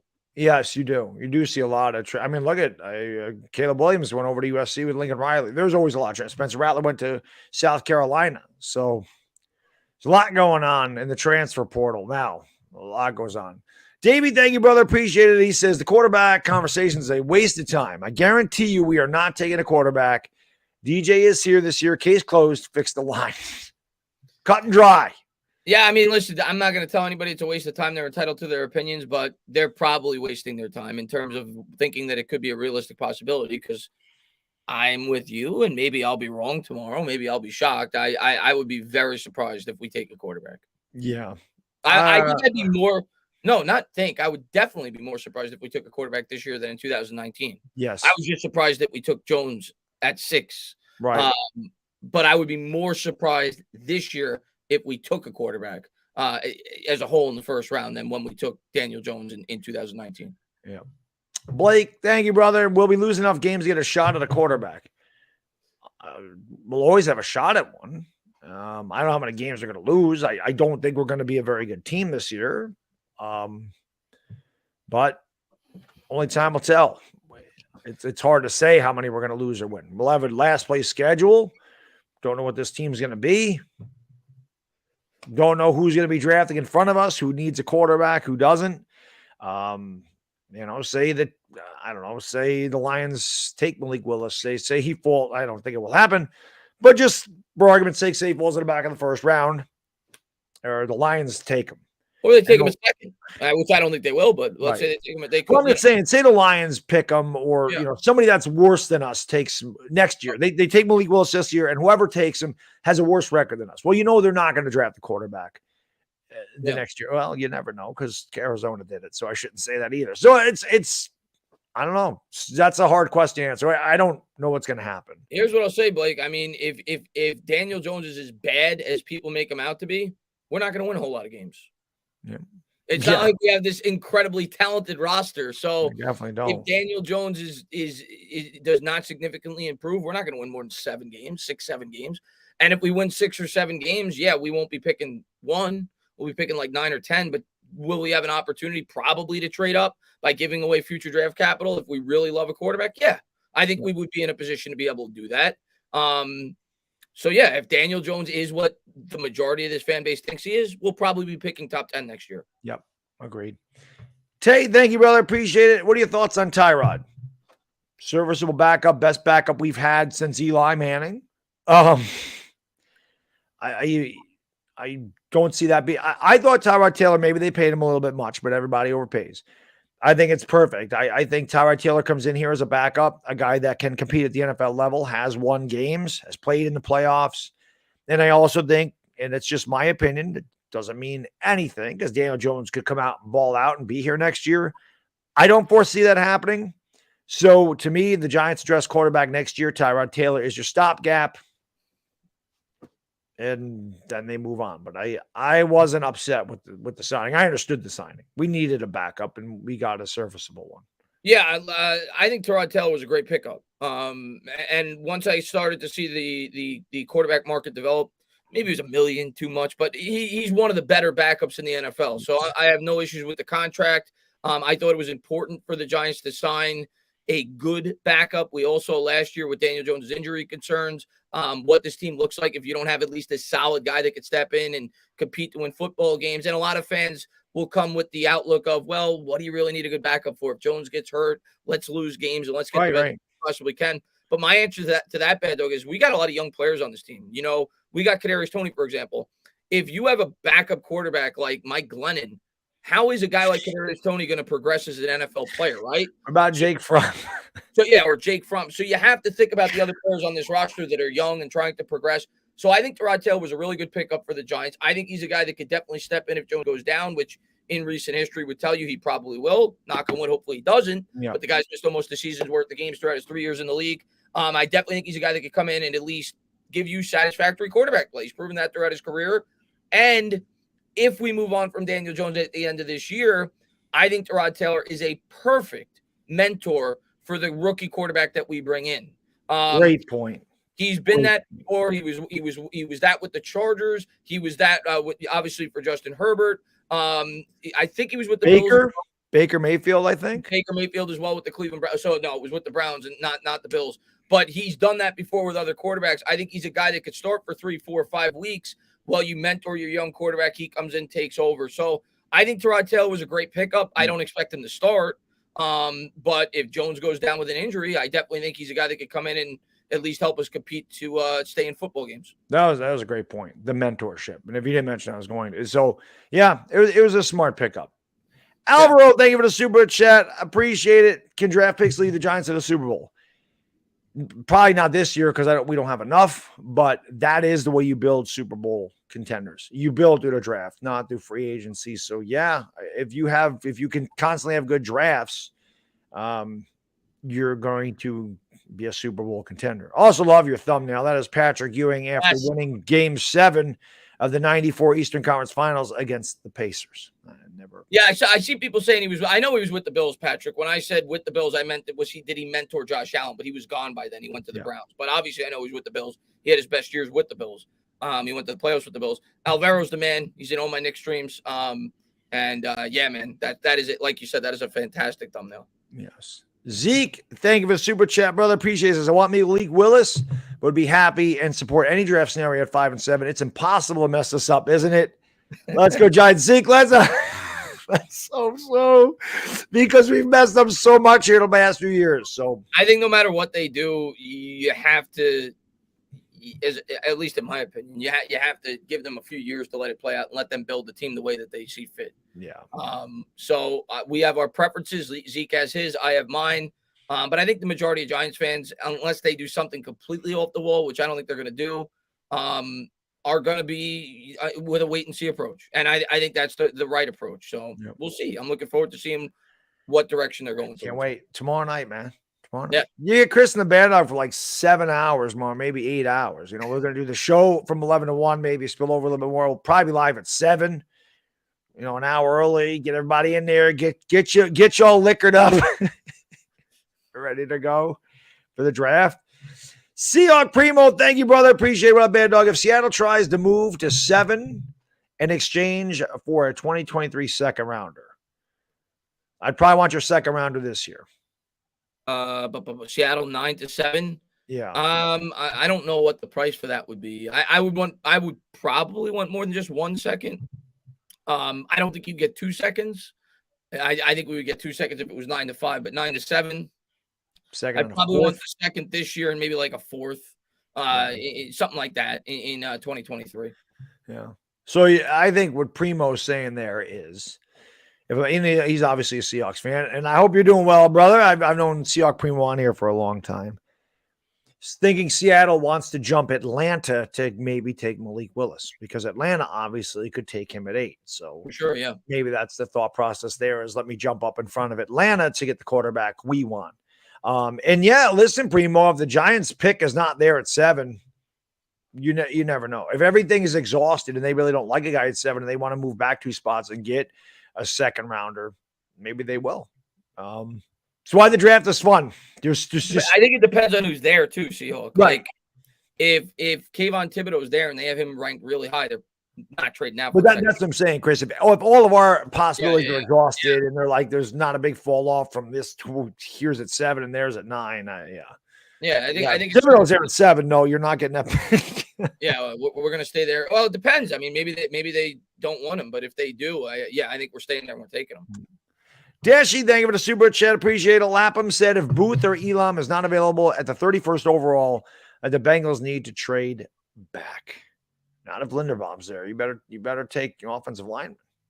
Said if Booth or Elam is not available. I mean, you definitely they need a corner, so that would work for them as well. So I think one of those will be there for you though, Dashy. I don't think they'll both be gone. Probably 31. One will be there. I don't know if both will, but probably one will be there. Yeah. Manny Festo, thank you, brother. He says, let's effing go. I'm ready. What's going on, Manny? I'm so ready. I'm so ready. Thanks for popping in, Manny. One more day, brother. Abe, thank you, brother. Appreciate it. More important trait for a tight end right now. Good blocker, decent receiver, or good receiver, a decent blocker. If we take one, I prefer the blocker over the receiver. I'm with you. Because like Chris mentioned, Buffalo don't really utilize their tight end in the passing situations. I'd rather have I will say, though, Kansas City does. That's true. Well, I mean, when you have Travis Kelce, you kind of have. Yeah. But if you're asking me what my preference is, especially with the tight ends we currently have on our roster, which aren't known to be the best of blockers, the guys that we've brought in. Yeah. The guy from Houston, I can't remember his name off the top of my head, is not known to be the best blocker. And the same thing for Ricky Seals-Jones. I want the more well-rounded tight end. I want a guy that his strength, if anything, is blocking as opposed to catching the football. Yes, I agree. Again, it all goes back to fixing that offensive line, and that's part of it. Yeah. W7, thank you, brother. Appreciate it. Never would have guessed that at the same time the Giants would be punching the bag and the Mets would be on top. Let's go Mets. And Steve, we trust.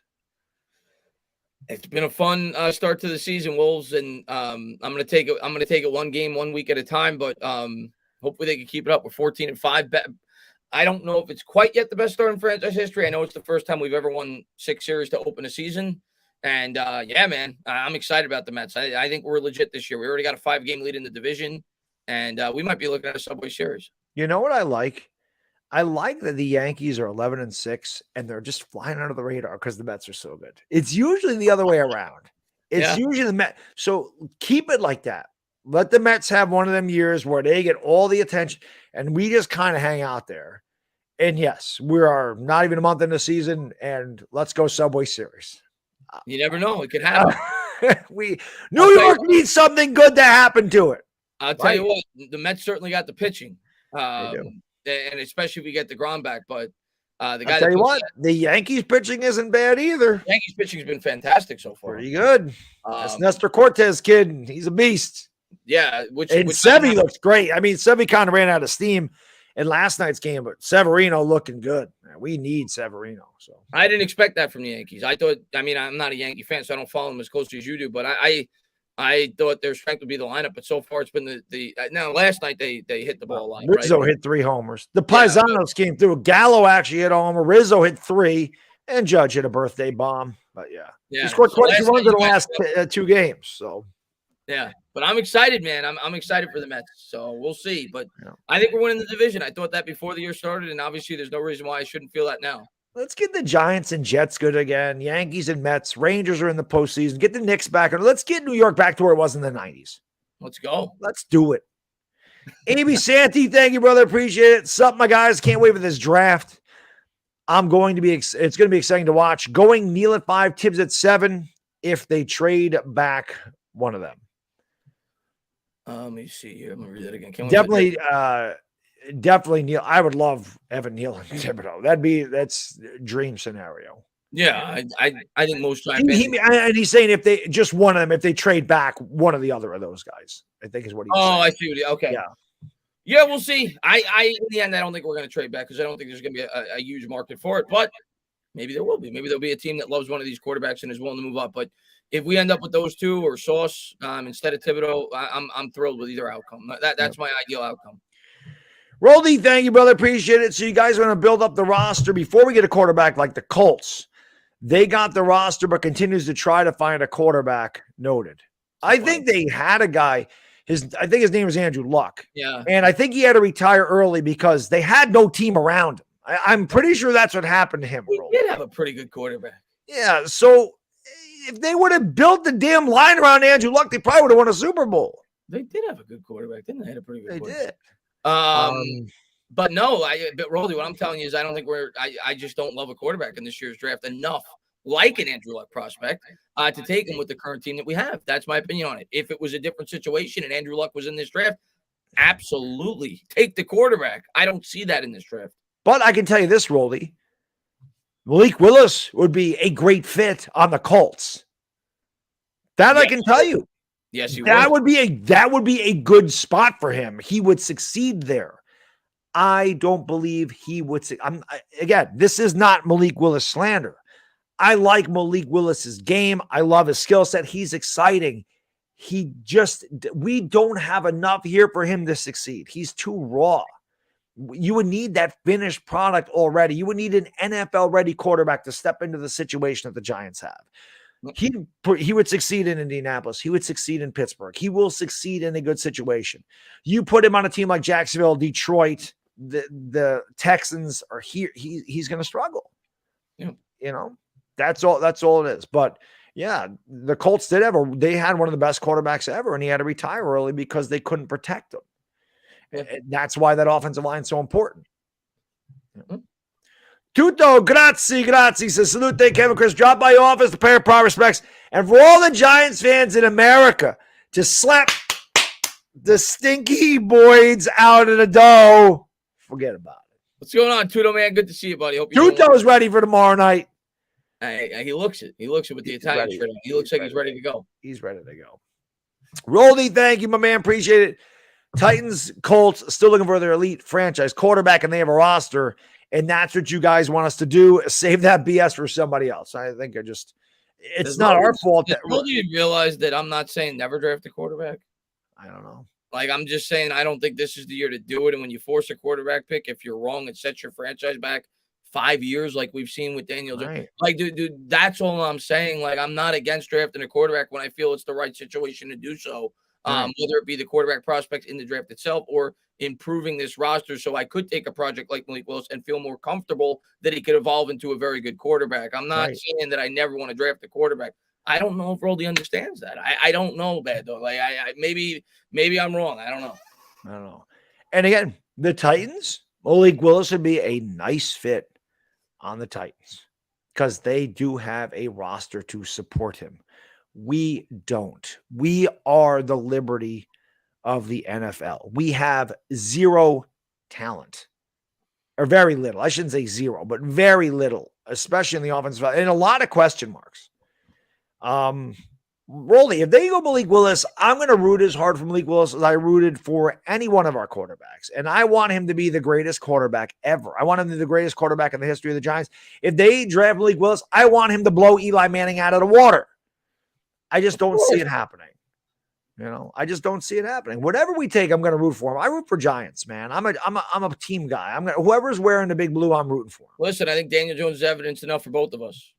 We would look like the biggest fools on YouTube if Daniel Jones turns out to be, Eli Manning. And I've been backing Daniel Jones as best as I feel like I can, even though I've never fully believed in the guy. Right. I want to be wrong on my opinions when it's something that I feel the New York Giants do wrong. And that's what all fans should want if you're a fan of the football team. So if they take Willis, even though I'm not in love with the pick, I'm going to root my ass off for the guy. I'm going to hope it's coming of Eli Manning. Exactly. And that's all there is to it. Yeah. Like I said, I like his game. I like his skill set. He's an exciting player. I don't think he would succeed on this roster. I think if he goes to a team that's ready to go, that's already competitive, I think he'll have a much better career than coming here and just getting his ass kicked and running for his life on a consistent basis. Listen, this is one thing I think, and I'm not saying Roldy, but some people may not understand. They look at Malik Willis and go, oh, he's a scrambler. He can do this. He can do that. That's awesome. You want athletic quarterbacks. Running quarterbacks are definitely a big part of the NFL. But you don't want the guy to have to run every time he drops back. You don't want him to have to run every time he drops back. You know what I mean? You want the guy to feel safe in the pocket. You don't want it, because that's when quarterbacks start to get injured, when they feel they have to get out of the pocket, when they put themselves in a vulnerable situation. And that's a big concern for me about Malik Willis. If he comes here, is that they don't protect him and he's running out of the pocket and he's running for his life and he gets hit and then he gets hurt. Like Daniel Jones, right? Daniel Jones has no line. Daniel Jones is a scrambler and people love when he runs. Sometimes people say he don't run enough. Yeah. He hasn't made it through an entire season without being hurt. Big concern is that type of thing. So there's a lot that goes into it. It's not just the fact that, we just don't like Malik Willis. We just don't like him for the Giants. Yeah, not this year. If it was next year, I might feel different. Right, correct. Like I said, if our offensive line was the Colts, bring him in. Yeah. Bring him in. Yeah. LA Lou, thank you, brother. Appreciate it. Says, I just read this on my NFL trade rumors app. The Giants may be looking for a trade partner to move back in the first round and maybe targeting center Tyler Linderbaum from Iowa. Just thought I'd mention it. Yeah, I didn't hear about Tyler Linderbaum specifically, but the Giants they've been mentioned in trade rumors this entire process. They've been one of the most popular teams that's looking to trade down, and I think they will if the right deal comes along, but they're not going to do it just to do it. Agreed. Yeah. But I'd have no problem with that. Give us some future firsts and Tyler Linderbaum and Evan Neal. I'm ready. Tony Morales, thank you, brother. Appreciate it. Thoughts on taking Jamari Salyer? There's that name again. Yeah, somebody mentioned him. I guess maybe he's been mocked to the Giants somewhere. That's why a lot of people are talking about him. He's a dog. Yeah, the guard from Georgia. Okay, so here we go. I got our draft. We're going to take Trayvon Walker with one of the picks. We're going to get James Cook with one of the picks. We're going to get Salyer with one of the picks. And then we're going to take Camarda in the undrafted free agent market. 4 Bulldogs would be Giants. I mean, that's what the Giants do every year, so it wouldn't shock me. We love our Bulldogs. We do. And they won a national championship. They're the best. How come they win all these games? They're always in the SEC championship game. They win the national championship. They're always great. And then they come here and they stink. Except for Anthony Thomas. He's been pretty good. Yeah, he was probably the lone one, but yes. Yeah. Lorenzo Carter did not pan out. DeAndre Baker did not pan out at all. Davey, thank you, brother. Aziz Ojulari had a really good rookie year, though. Good call. He'd have a big year. About his system. There's another really good Bulldog. Good call.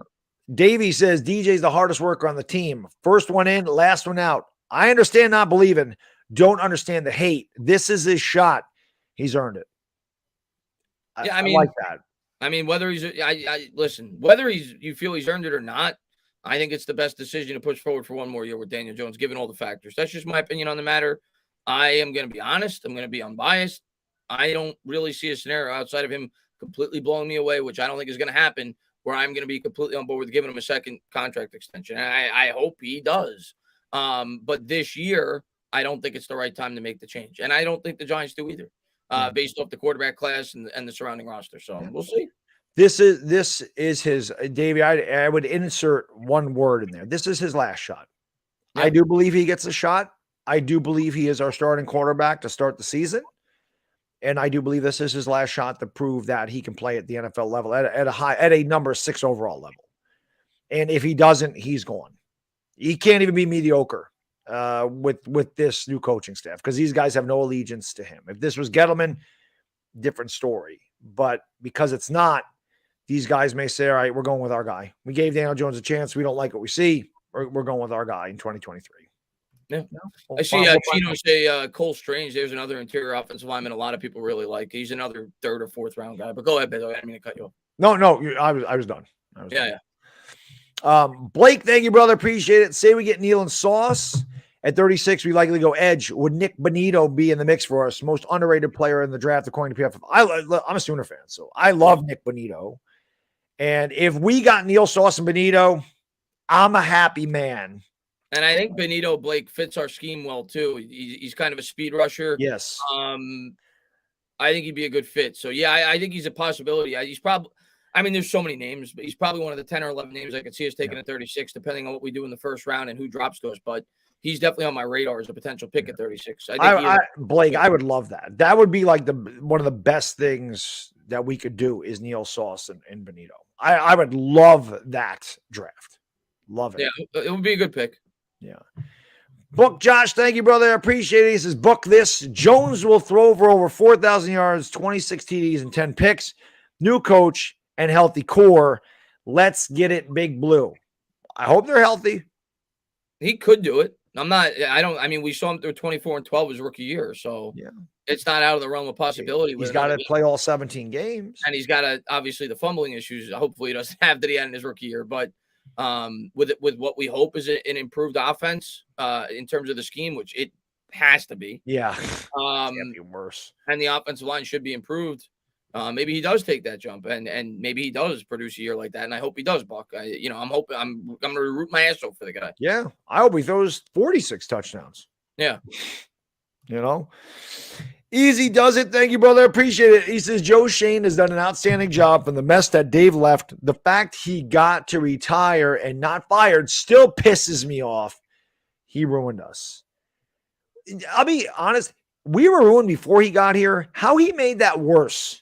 It has to be one of the worst jobs in the history of the GM in any sport. Yeah. Listen, I personally don't care about whether he was fired. I knew he was gone anyway. I know that fans wanted him shamed on the way out. I don't care about that. I was just relieved when they moved on. They needed to move on. They needed a fresh start. He deserved to be fired. I agree with that for sure. But at the end of the day, he's gone. We got a new guy in here.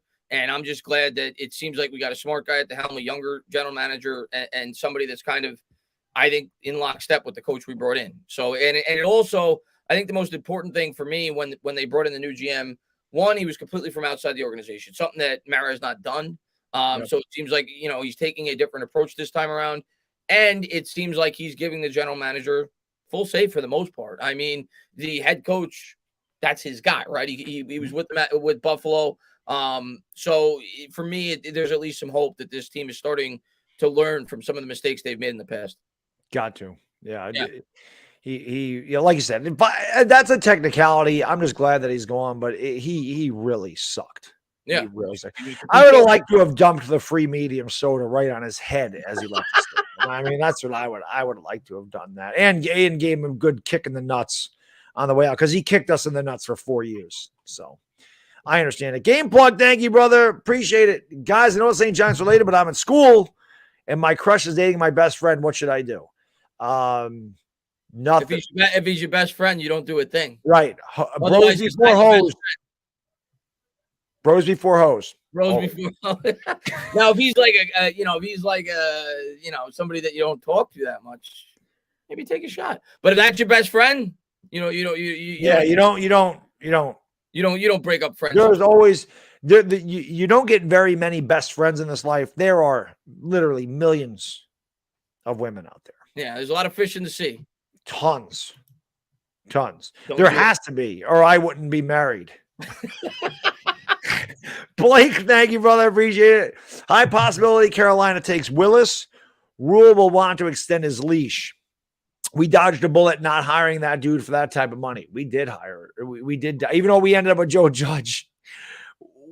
I said that when he did go to Carolina. Initially, I said that was it a blessing in disguise that we missed on him? He could take Willis.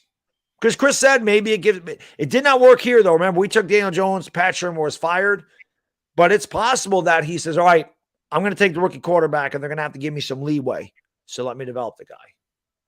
Yeah, I think it's certainly listen, the more I think about this draft, the more I think Carolina is not going to take Malik Willis, but maybe they do. It has nothing to do with Willis. It has everything to do with the situation I think Matt Rule is in. And I don't think he's in a spot where a developmental quarterback is going to come in and save his job. I think Matt Rule was on the hot seat to begin with going into this year. And you could say what you want. Oh, maybe that, elongates his career. But if Carolina goes out there and wins 5 or 6 games this year, I think he loses his job. And I think he realizes that. They have a pretty developed roster. So I'm leaning that they're not going to go quarterback at all. And they're going to try to get a veteran. But if they do go quarterback, I actually think they would go for the more pro-ready quarterback with Kenny Pickett. That's even though I like Malik Willis more.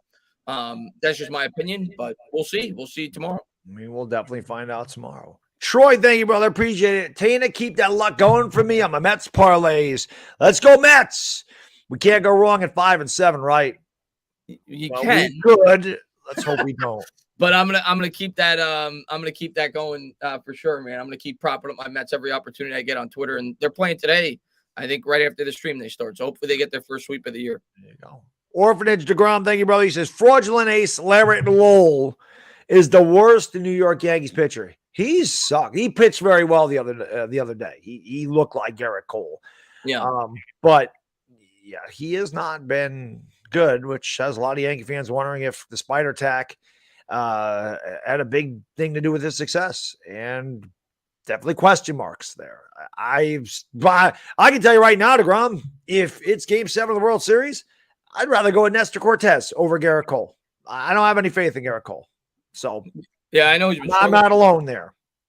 I'm gonna tell you right now, Max Scherzer is everything as advertised. So I am thrilled that we got that guy, man. He's my favorite player to watch. Max Scherzer is a beast. Yeah, he is. Well, I talk about, he won't play in New York. Yeah, okay. He freaking you go where the money is. $43 million, you play anywhere. He was going crazy last night. He was cursing at the other team. I loved it. Yeah, that's Scherzer. He's an animal. They hit Pete Alonso in the head, man. He's a leader. I was like Sabathia was for us, man. You hit one of our guys, boy. Sabathia was the first guy out of that dugout wanting to take a piece of you, and he would hit you. He didn't give a damn. As a matter of fact, I think it was against Tampa. It was like the last game of the season or his last start. Like he had an innings incentive, and if he reached a certain amount of innings, he got like $500,000, $750,000 or something. And one of the Yankee batters got hit, and he said, "Screw you!" And he drilled the guy right in the back, and they threw Sabathia out of the game, and he missed his innings incentive by like 2 innings. Yankees gave it to him anyway. But that's the type of teammate Sabathia was. That's what Scherzer's. Yankees don't have that guy. Maybe Josh Johnson's like that, but we need that guy. Listen, man, there's not a lot of Yankees I like, to be honest with you. I don't hate most of them, but there's not like a lot of players that I'm like I'm a big fan of. Yeah. CC Sabathia was one of them. I always loved CC Sabathia. Yeah, I loved him before he was a Yankee. I remember when he pitched on 2 days rest for the Brewers to get to the playoffs. That guy's a horse, man. That guy's a leader. I was always a big fan of CC. Yeah, CC was the man. Pencil Man, thank you for the super chat. He says, it's going to be interesting to see what direction the new regime is going to take the G-Man. I can't wait till tomorrow. You're not alone. I think most people in here can't wait, man. I'm excited. Definitely very exciting times. And let's hope we're still excited after the draft is over. Like after day 1's over, ready for day 2. Let's not have 2019 where it's like I couldn't even do day 2 because I was so distraught on what we did in day 1. Ethan, thank you for the super chat, brother. From what I've seen on the recent Giant episodes, I've seen Dable coaching up Saquon a lot. Hopefully Saquon can bounce back and be a threat. We got to hope Saquon stays healthy.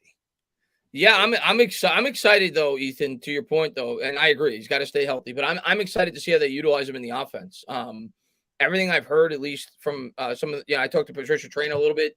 The way, at least in the early practices, the way that they've used him, it looks like they're going to use him a lot more in the passing game. We've also heard that on Twitter a couple of months ago that was going to be the plan with him. So I'm excited to see the way that they utilize Barkley in this offense. And I think he's going to be better this year. I think he's going to be another year removed from the injury. He's going to be more mentally recovered. So I think he's going to be a big part of the offense. I don't think he's going to be here much longer, but I think this year he's going to have a good year for the Giants. Yep. I hope so. Rakeem, thank you, brother. Appreciate it. He says, unless Malik Willis sits out for a year, I think you mean like developing him, but I think we kind of discussed that. There's just no way. I think there are teams where he can do that. I don't think the Giants are one of them. Right. Yeah. The Colts. I think even a team like the Steelers. Yeah, potentially. The Titans. I mean, the Steelers brought in Mitch Trubisky, so that could be setting up to get Malik Willis. And the Steelers will be fairly competitive with Mitch in there. So I could see them getting by for the majority of the year. The Giants, I don't see it. I don't think they're going to be a team that's – I hope I'm wrong. I hope they're well within contention, especially if they take a quarterback and they don't take an immediate impact player with one of their first 2 picks. I don't see him being able to sit on the Giants that long and learn the way that he probably should. Tutto, grazie. He says, once my dad found out they have to face us, he told me that his dad's the head coach of the other team they're facing me. After they won 3 weeks ago, he texts me, says, there's only one king for the kingdom. You still have a lot to learn, son. Keep up with your homework and don't forget your cereal in the morning. All right, Tutto. Tuto's taking no prisoners, even if it means taking his dad's team down.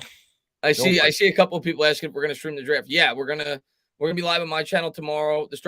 You said today. The draft doesn't start today, Lit Savage. It starts tomorrow. But tomorrow. We're going to be on my channel tomorrow during the day, around the same time. And then we're going to be live on Baddog for round 1, back on mine for round 2 and 3 like we do every year. Yes. Cairo, thank you, brother. Appreciate it. Can the Giants make the playoffs next season realistically? Realistically, I'd say it's a long shot, but the Bengals are a huge long shot to make the Super Bowl. So anything can happen. I'm not expecting too much from our Giants next year. I just want to see us get better. Can they? Yeah. Will they? Probably not. Anything could happen, right? I say it all the time. Nobody thought the Eagles were going to make it last year. So it could happen, but I'd put it at a very low percentage. I'm not going to go into next year expecting it. Yep. RK, thank you for the super chat, brother. Appreciate it. With Bradbury trade rumors, we targeting a defensive back at 5 or 7. If Sauce is there at 5, yeah, probably. I've always thought that. I think we're going to end up going cornerback, and it may be Stingley, it may be Sauce if Sauce is off the board. But I think in the end we're going to go with a corner. Yeah. With that 7th pick, I think we're going to go tackle at 5. I think we're going to go corner at 7. If you ask me going into the draft, that's my prediction. Yep. Tutto, grazie, says, we did win against my dad's team. The moment I saw his offense lineup, I knew all his tricks and trades. I instantly changed our defensive scheme against his power backs. I did my homework and ate my cereals. So he shouldn't have given you that advice. He should have told you, he should have been softer on you and just said, yeah, you got us. But no, he had to poke the bear. You don't poke the bear. Tuto's a beast. Tuto needs to be our linebackers coach or something. Yeah, he does. Roldy, thank you, brother. Appreciate it. He says, I don't think we're taking a quarterback, which I think that's a mistake. But as far as Malik would be good on the Titans and Colts, well, guess what? They would have to give up a haul to move up to get him. Well, yeah, the Colts don't have a first-round pick. Right. Yeah, I'm not saying that they're going to take him, Roldy. I'm just saying that's a better situation for him. I see Authentic say, the crazy part is almost all Eagles content creators felt that the Eagles were going to be a decent team last year. Only the Giants community thought that the Eagles would be trash. I'm going to agree with the first part of your sentence. I'm going to completely disagree with the second part. I don't think only Giants fans thought the Eagles were going to be bad last year. If you look at almost any prediction from the experts, they all almost had the Eagles finishing in last place. A lot of people thought the Eagles would win 4 or 5 games. The Eagles content creators, yeah, but you kind of expect that when you go to. Oh my God! Have you watched Eagles content creators every freaking day? And they're trading for this guy, they're trading for that guy. They've done this for 3 years. Have they ever gotten one right? I have never seen an Eagles content creator, Chris, pick a guy that they were going to trade for or sign and actually did it. You've never seen it. And they do it every day. Oh, they're going to get this guy. Deebo Samuel's coming here. DK Metcalf's coming here. Odell Beckham's coming here. Blah, blah, blah, blah, blah. They don't even have a receiver. Now they're going to trade up to 4 and they're going to get Kayvon Thibodeau and him. I tip my cap. The content creators were right last year, but they were the only ones predicting it. And they were right, but we'll see what happens this year. Yeah. Well, there's a lot of Eagle fans that do not like Jalen Hurts. Yeah. That I can tell you. There's a lot of them that do not like him. But I give the Eagles credit. I think that they did a great job reassembling that team, alleviating cap space, and accruing draft capital. It's an amazing job by Howie Roseman. Tip my cap. He did a fantastic job. But yeah, I don't think we were alone I'm pretty sure Cowboy fans. Rolly says, I agree with that. And Chris and Baddog were the ones. Okay. Yeah, because we were the only ones. We are the ones. That's a fact. We are the ones. I want you to do me a favor, Roldy. Do me a favor. Go back to last year's preseason predictions and find me one that had the Eagles making the playoffs. Find me one from the experts, not from Eagles content creators. Find me one. Please. Find me one Cowboys content creator that had them making the playoffs. Yeah. New York Giants 26. Thank you, brother. Appreciate it. I just heard that Hutch is going to Dallas from a fan. Yeah, I don't know which Hutch you're talking about, but not Aiden Hutchinson. And that fan's on drugs. There's no way. Yeah, he's something. He must be drinking that water in Philadelphia. I'm not sure what's going on there. Yeah, thank you for the super chat, man. Appreciate it. I speak for all Giants fans when I say we want Daniel Jones as our quarterback long term, and he's a future Hall of Famer. We would love that to happen. You are definitely not speaking for all Giants fans. I can tell you that, right now. That's true, but most of them would. Most of them would. I think I do. I hope whoever the quarterback is, I hope becomes the long-term answer because it sucks having to draft another quarterback and starting over. So I agree with you. I'm all aboard. Yeah. Roldy, thank you for the super chat. Appreciate it. If we draft Willis, we can still build up the O-line. The first round is not the only way to build an O-line. How the Chiefs built up their O-line last year, I mean, just say y'all don't want that type of quarterback. Never said that. And number two, the Chiefs have a. I have said that, Rolly, by the way. I don't want a quarterback in this draft. But you're saying that type of quarterback. I don't know what that means. I want a quarterback that wins. I don't care if this guy runs a 4.2, throws the ball 90 yards. I don't care what his intangibles are. I want to win games. I don't give a damn who our quarterback is. I don't care. It does not matter to me if the guy's the most talented quarterback in the league or a mediocre quarterback. I want to win. And I want to put the best possible team around the quarterback, and I want to give the quarterback every opportunity to succeed. Yeah. Daniel Jones is not a great quarterback. I think we've come to that conclusion. But at the same time, the Giants have given him very little support. Do you really want to stick Malik Willis into that? Yeah, sure, we can build up the offensive line around him. We could have done that for Daniel Jones too. They didn't. So I don't know. And also, the Chiefs have a pretty good quarterback already. Yeah, that kind of helps your young offensive line when you have Andy Reid and Pat Mahomes. And hopefully Brian Dable helps the offensive line with his offensive play calling. But it kind of helps when you have that combination. But listen. Yeah, I'll say it right now. I don't want any type of quarterback in this draft. Yeah, I don't. I don't. It doesn't matter who it is. I'll tell you that right now. I don't want a quarterback in the first round, second round, third round, fourth round, fifth round, sixth round. Yeah, I don't want a quarterback. Yeah, the type of quarterback I want is a winning one. I don't care. I don't care what school he goes to. I don't care what his style is. I don't give a damn about any of that stuff. Just win. Just win. Yeah. Just win. I don't have a preference. I just don't want a quarterback this year. I just don't. Yeah, that's not to say. Just an opinion. There's nothing to do with whoever the hell the quarterback is. Do you think, I don't know what he means by that type of quarterback. Kenny Pickett's not the type of quarterback. Do you think I'd be happy with Kenny Pickett being a Giant? I see OVO saying they're all better than DJ. First off, we don't know that, but even if they are better than DJ, I mean, you could say the same thing about several quarterbacks that are slightly better than the previous quarterbacks. How's Zach Wilson looking with the Jets? If you're a Jets fan right now, do you feel super confident that guy's a guy that you could grow with? Last year, I'm sure, rightfully so, was a strong quarterback draft class. People pounding the table for him. It's not about getting better. It's about finding a guy that you could build with for the next 15 years at the quarterback position and giving him the situation to succeed. Right now, we don't have the situation to succeed, and I don't think there's a quarterback that there is too high of a risk, in my opinion. Of course, Roldy thinks that, and people that want to take a quarterback probably think Malik Willis is going to be Josh Allen. I don't think that. And I pray that if the Giants take him, he is. Right. But I don't think that there is a quarterback in this draft where the risk for me is way too high with the team we currently have with the quarterback prospects in this draft to take a quarterback with either the 5th or 7th selection. The other thing I'll say, guys, is he says, they could be better than Daniel Jones, but that's what we're trying to compare him to. You want to be better than Daniel Jones? I want the man to be better than Josh Allen. I want the man to be better than Justin Herbert. Like, I want him to be better. I want him to be that level. I don't want him to be better than Daniel Jones. A lot of quarterbacks are better than Ryan Tannehill is better than Daniel Jones. I'm not looking to draft Ryan Tannehill with the 5th overall pick. Yeah, I don't want Carr. I don't want Tannehill. Right. I don't want Prescott. I don't want Cousins. Right? I want a guy that could be upper echelon. Yes. That's my opinion on it. And I personally, well, it is possible. I think it is less likely in this draft than in most draft classes for one of these quarterbacks to become that level of quarterback. Right. Blake, thank you, my man. Appreciate it. The Giants are better off rolling with DJ for this year. And if he blows, we draft a better prospect next year.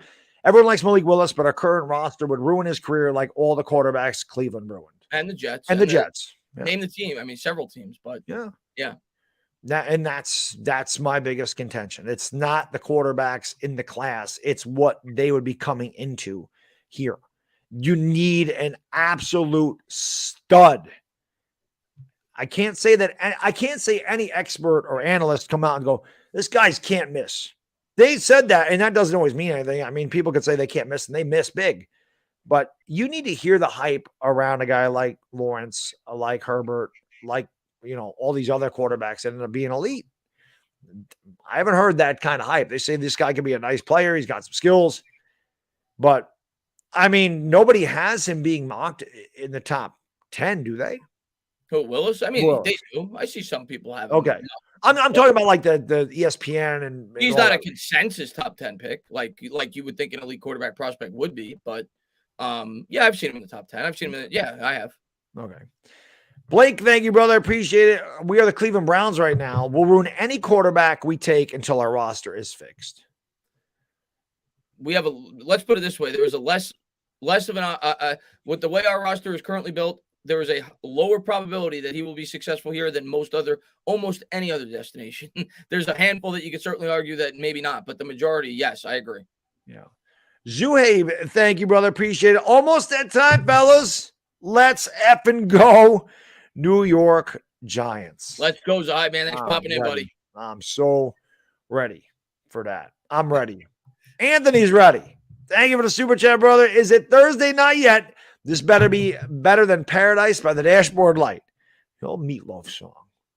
This is better than Paradise by the Dashboard Light. Oh, I don't know. I don't know if I go that far, but it's pretty good. It's pretty good. What's up, Anthony? Chris is drinking liquor over there. Oh, that's tomorrow. Tomorrow. We'll save it for tomorrow. If we draft the quarterback fifth overall, that will be. I'll empty the bottle. There you go. That's undisputed. Thank you, brother. I appreciate it. There's a girl I like that I work with. She offered me a ride, but I turned it down because I got nervous. I work with her again tomorrow. What should I do? Also go Giants. Take the ride. There's a girl that I work with that offered me a ride, but I turned it down because I got nervous. Yeah, you take the ride. Take the ride. What, are you kidding me? Take the ride. He got to lose. I mean, seriously. There's no variables there. Take the ride. Take the ride. Take the ride. If nothing else, you get a free ride out of it. Yeah, take the ride. Just take the ride. You got nothing to lose. Invite her to watch the stream tomorrow with Baddog. There you go. If you do that, then you do have something to lose. Fabian, thank you for the super chat. Baddog Tainah, have you guys ever streamed a winning season? You guys are the best. No, we have not. I've streamed a winning season for the Knicks once. That's it. What we did do when we started our show, they did win like 2 in a row or 3 in a row, and we joked around saying this is what they needed. And they finished 4-4 in 2018. They really could have finished 7-1, and we thought maybe we had turned it around. And then, we worked in the offseason. We did the draft together, and then they drafted Daniel Jones. And the rest goes without saying. It has not been pretty, but promise you this, we will be here until they are. If we can put up with this shit that we've had to for 4 years, just wait till we're good. We'll really have some fun in here. I'll be bold by the time, but we'll both be bold by the time. I'm already there, but I have seen good days. Seen good days. Live Under Z, thank you, brother. Appreciate it. Would you be upset if they took Stingley over Sauce? Would not be happy. Yeah, it's not my preference for sure. I'm not going to throw bottles and scream, but it's not my preference. Could he? I won't. I'll be all right. I'll be all right with it, but it's not my preference. Yes, agreed. Roldy, thank you, brother. I appreciate it. I wouldn't be surprised if the Eagles end up drafting Willis and he kills us twice a year. Don't be surprised. I wouldn't be surprised if they took Willis. I think I would be. I don't have a peg to go there, but I mean the Eagles have this. They love taking quarterbacks, so and they have done everything in their power, in my opinion, to prove that they don't think Jalen Hurts is the long-term option, whether it be trading away first-round picks to better help him, things they've done over the last 2 years. So I personally don't think they feel Jalen Hurts is the long-term answer there. I don't think they drafted him to be the long-term answer there. So, and there's been rumors that the Eagles have been looking to trade up. I don't know if it'll be for a quarterback. I don't think they'll do it, but I wouldn't be shocked if they took a quarterback in this year's draft. And I'll tell you what, Rolly, I pray they do. I would die for them to take a quarterback in this year's draft. That goes for any team in our division. I want them to take a quarterback in this year's draft. I'd be surprised because I think the Eagles maybe next year. I mean, they traded one of these picks to get 2 first-round picks next year, so maybe they're looking to do it next year. Where they have insurance. I think it'll be next year. If I had to guess, I think it'll be next year, not this year. I would love them to trade these 2 first-round picks to move up into the top 10 to get a quarterback, whoever it is. Yeah, I would love that. But he would be better than Hurts. I can tell you that. Tay, thank you, brother. Rate this draft class. I mean, I don't. You mean just the prospects in the draft?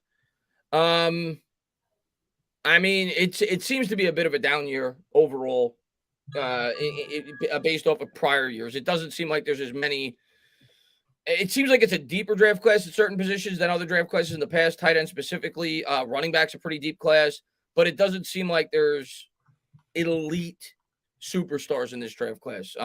There's not an elite quarterback. There's really not an elite receiver. Right. When I say elite, I mean like Jamar Chase level. The edge rushers aren't on the same level as guys like Myles Garrett and Bosa, at least coming into the NFL. Even a guy like Chase Young, it doesn't seem like there's a player like that in this draft. So I would say it seems to be a deep draft, but it doesn't seem to be top heavy, which is ironic because it's almost like a double draft because of the pandemic. A lot of players got pushed back, but it doesn't seem like and that may change, but going in, it doesn't seem like it's a top heavy draft. I agree. By the way, we got 600 people in here. Do us a favor if you haven't. Hit the like button. It always helps out the stream. Click that thumbs up. Got nothing to lose. Make sure you subscribe to the channel. Ring the bell. More importantly, again, make sure you go into the description. Subscribe to the Up Tainah Talkin Sports. We're going to be on that channel tomorrow from 11 to 1. We'll be on his channel Friday and Saturday for the draft. So make sure you guys are liking and subscribing to both channels. Thank you for being here. We're going to do a lot of mock drafts in there tomorrow. We're going to do I'm not going to the gym today. Today's my day off. So I do want to do one mock draft before we get out of here today. Okay, let's do it. For the Giants. So NY Giants 26. Thank you, brother. He says, let's go Zion Johnson at 5. Sky Moore at 7. Bite your tongue, young man. Now you want me to flip out. Yeah. Bite your tongue, young man. Blake, thank you, brother. Appreciate it. If Willis was that great, Detroit would take him. Good. We'll see. Maybe he will be great. I don't think it'll be in a Giants uniform if he is. I don't think it'd be in a Lions uniform if he was either, honestly. Yeah, probably not. Okay. I don't think so either. All right, let's bring this up. Let's do this. Let's do our mock. And to answer your question, Steve Jones, I don't think, but I don't know for a fact, I don't think they will actually show the draft.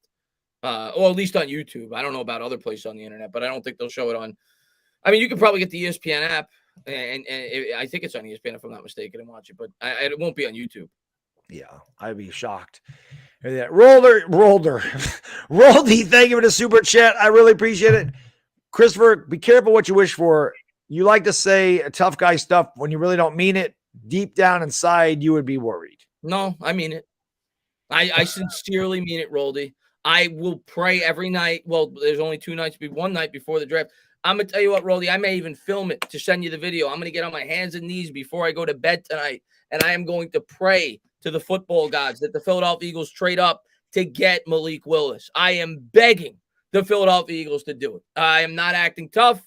That's my opinion. If the Philadelphia Eagles traded up to get a quarterback in this draft, I would be balls to the walls thrilled, and you will see that tomorrow if it happens. Balls to the walls. Balls to the walls. Is that an AC/DC song? Yeah. Anthony, thank you for the super chat. Appreciate it. At 5 and 7, we will have the choices. It is the rest we have to nail down. We can't miss on one selection. It would be nice to hit on all of them, Anthony. I think we got to hit on the first 3 picks. I think we got to hit on 3. The top 36, we got to hit on all of them. Yeah. For sure. For sure. Michael, thank you, brother. Appreciate it. He says, nah, he means it. Don't play with Chris. What's up, Michael? All right, let's do the draft here. Whoops, what did I just do in my chat? I just lost my chat. There it is. Down here, up here. All right, let me do this. Down this here. All right, you guys ready? We're gonna do the Giants, right? That's what we were doing today. Let's do. Yeah. I think we said we're gonna do a 6 round. Maybe we'll try to do a different. We'll see what goes in the top 4. But maybe we'll try to do something a little bit different this time around than we did last time. And then tomorrow, we'll probably spend like at least half the show just doing various scenarios where we trade down and different scenarios. But yeah, we'll do a 6 round mock draft for the Giants. All right, sounds like a plan. All righty, let's enter the draft. And let's start it. And Hutchinson, Sauce, Walker, and Neal are gone. That's fairly realistic, I think, right? I mean, yep. You said Hutchinson, Neal, Sauce. I think we're going tackle here. And you're either going with Ekwonu or Cross. I mean, you could argue you could go Thibodeau here, but I think the Giants would go tackle here to shore up their guy. It all depends on how they evaluate the tackles, though. If they think they're even, which we don't know. They may wait till 7, but to play it safe, I think they go tackle here. I'll go with Ekwonu to the Giants. Okay. I could see that. Now, again, if that's what we're doing and we're doing what we think the Giants do, yes. If we're doing what I want to do, I'm like, you know what? I'm happy with Ekwonu or Cross, and I want Tibbs in one of them. Yeah, when I do these mocks, I do it based off what I think the Giants are going to do. Okay. But they could go Thibodeau in this situation, but I think they would go with the tackle. Right, we'll take Icky. Rolly, thank you, brother. Appreciate it. He says, okay, if the Eagles draft Willis and he becomes a star, you will not hear the end of me because I will not stop getting at you. By all means. You come at me all you want. And I will take my chances. I hope the Eagles take him. I'm praying the Eagles take him. We are taking Icky at 5. And the Panthers took Cross at 6. Look, I think we're going to do Kayvon Thibodeau. Kayvon. I don't even need to look. I'm taking Kayvon Thibodeau. Oh, yes. Well, Sauce was off the board. Yes, Stingley would have been the other guy. But I'm taking right. Thibodeau. So Thibodeau is there. Now here we are at 36. I should open up my phone so I can see what the hell I'm looking at here. Because when I click on this, I lose my chat on YouTube. So let me bring this up here. Turn the volume down. I don't need to hear my voice. All right. So we got our edge rusher. We got our lineman. So no Benito, no Abikadi. Petre is definitely a possibility here. Yeah. What's the interior offensive lineman looking like? Brisker is also a possibility here. Defensive interior. I'm sorry. Offensive interior. Offensive interior. Sorry. Yeah. No. Wow, they went fast. Yeah, not going there. What's the other wide receiver? What do we got? Wide receiver. Same thing. Watson's a possibility. But I'm leaning Petre, I think. But they certainly could go with either one of those two there, I think. Yeah. But I think I go Petre. Yeah, we didn't get our corner. We did get our edge. So, and there's a massive drop off the interior offensive line. So we'll go Petre. Nick DeWick says screaming Brisker from the rooftops. I like Brisker too. I mocked him in my 6 round mock draft. I'm starting to lean that they would probably go Petre because I think he's a better fit for their scheme. But I'd be very happy with Brisker too. I like Brisker a lot. All right. So what do we do? We're taking Petre here? Yeah, take him. All right. We'll take Jalen Petre. All right. Long time to 67. It's coming, guys. Well, all right.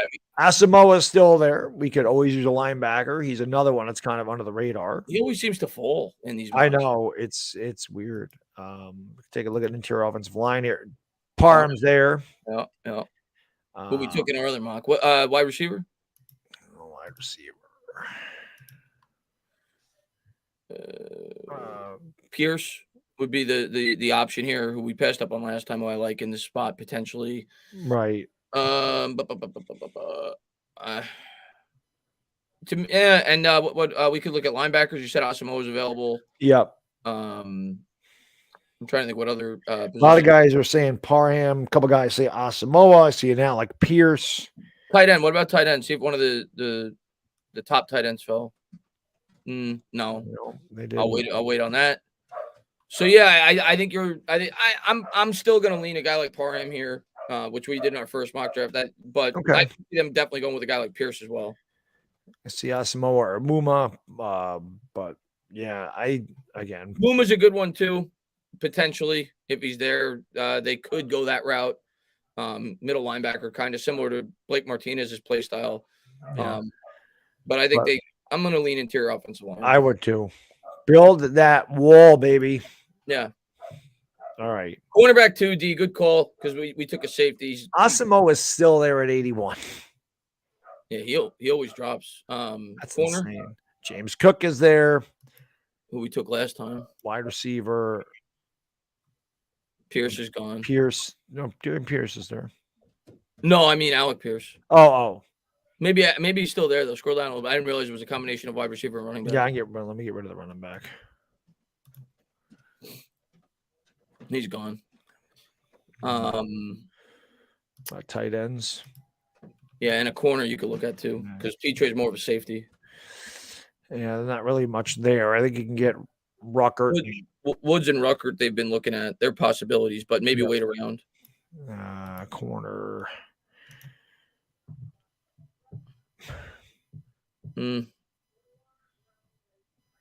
Yeah. Yeah. Somebody said Woods, tight end Woods. Yeah, I saw Woods. I see Asamoah as a tweener. I think we're looking at Woods. I think he's a possibility. It might be a little early for him, but this is probably where they have to consider at least taking him if they want him. A lot of guys are saying Woods. I see Marcus Jones. I see James Cook. Take Woods. We took Cook last time. All right, we'll take Jelani Woods here. He's moved up, and the Giants have shown some late interest in him. 112.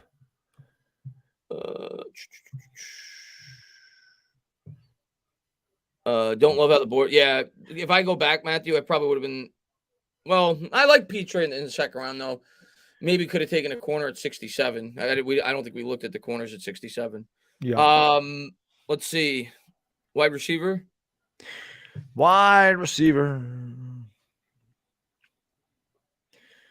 We took a tight end, right? Yeah, we took running back. See if Cook is still available.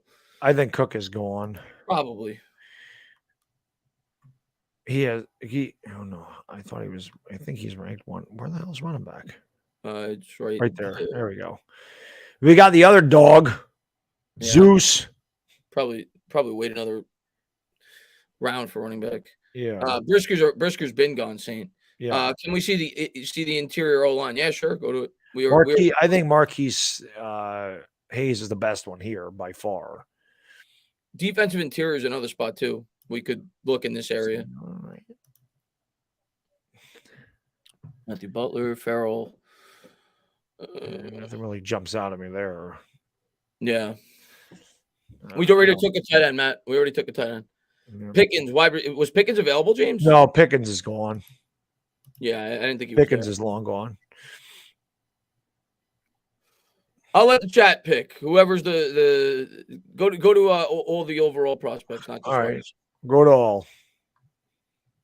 Who do you guys like? Pierre Strong, running back. I think Pierce is gone. I'm pretty sure, Saint. You're talking about Alec Pierce. He's gone. Yep. Ben Turner says Justin Ross. I think that's an interesting. I don't know if I would take him this early. I might hope he falls to us at 147. But I mean, Justin Ross was considered one of the best before he got hurt. He had a bad year this year. Phillips, Robinson or Daubs. Phillips, people are saying Bo Melton's under, but I think you get Bo Melton later. Wide receiver, I like wide receiver here. I don't know if there's any that I'm enamored with in the fourth round, though. That's the problem. Right. Let's see, Kyle Phillips or Farrell. Someone's saying Bailey Zapp. We already took a tight end. Otherwise, I would be interested in Ruckert here. We just took a tight end anymore. Yeah. Inside linebacker. All right, who's available?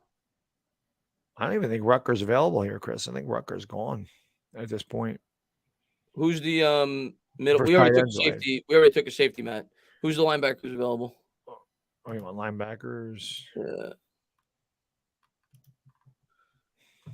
Brendan Smith. JoJo Doman's there. We took him last time. Yeah, in the 5th. Zion McCollum, Zamir White. All right, we're just gonna let you guys make this pick. Because nobody's jumping off the page for me. There's a lot of ways they could go here. I probably, if I go back in time, I probably would have preferred a cornerback in the 3rd, but yeah. I see Justin Ross. I see Clark at LSU. All right, take Clark. I see a couple people saying Clark. Take Clark. Where is he? Just type in Clark. He's gone. He's gone. Oh, no, right there. Damone Clark. All right. I'll take him. Linebacker. It's a need. It is a need. We have many needs on the Giants. There's no doubt about it. Many needs. Okay. We still don't have a running back. Yeah, definitely consider running back here or another lineman. Pierre Strong. Algier.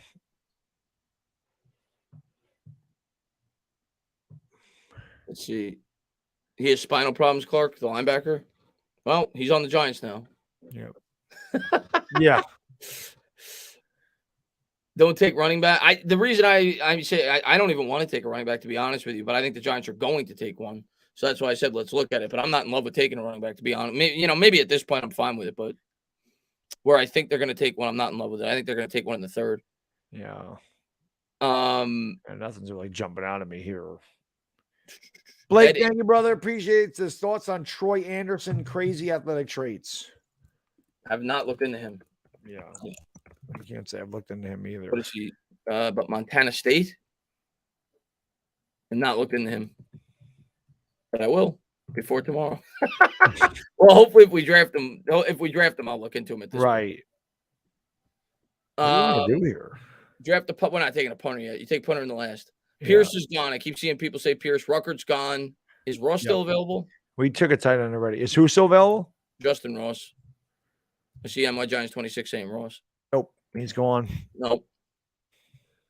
Why are NFL owners have so much input in draft selection? It depends on the team, Eric. I don't think every owner has a ton of input on the picks. Like obviously Jerry Jones does. I don't think Mara has a ton of influence. I know that they're running the draft board by him, but I don't think he has a ton of influence. I don't know. I forget. Somebody said, can you see who we drafted already? Yeah, you should be able to. I don't know where did I go for that though. I mean, so far I can tell you right now, we took Aquanu. We took. Usually I do that. It shows up, but it didn't show up there. We took Aquanu. We took Thibodeau at 5 and 7. We got Petre. Yep. At 36, 67. I know we took a tight end at 81, right? I think. Pretty sure we took a tight end at 81. I can't remember what we took. I don't know why it won't let me do it. The guard from North Carolina. We took Parham at 67. Yeah. We took Parham at 67. We took, I think, a tight end at 81. I can just go back here. Jelani Woods at 81. Yeah, we took Jelani Woods at 81. We took Damone Clark, linebacker out of LSU, at 112. And that's where we sit now. So, yeah, you go wide receiver. You go wide receiver, running. You can do whatever you want at this point. You can take another lineman. You can do whatever you want. Pierre Strong, that's a running back, right? Yep. We need a running back. All right. You take him. I think he's South Dakota State. I think he's the highest on the board. So go with old Pierre Strong.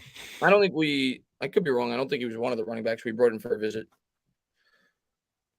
Mike says, when do we ever not hear from Rolly's definitely a guy that likes to voice his opinion. Rolly's passionate, man. You gotta respect it. I respect the passion as always. Let's see. We took a halfback, so wide receiver or line. Maybe if Melton was here, maybe take him to make people happy. But he's not. Rambo, I know he likes him from Miami. Still on the board, I saw. Is he? Oh, yeah, there he is. Josh Johnson, I think we took last time. I like Tyquan Thornton myself for wide receiver there. Let's get a high upside corner. All right, check out the corners. No, Joshua Williams is the highest ranked, and he is a corner and best player available there. There you go. Thornton, Tyquan Thornton. People are saying. Yeah, I like him myself. All right, take him. Let's go Tyquan Thornton. And last pick. Throw a corner in there or a lineman.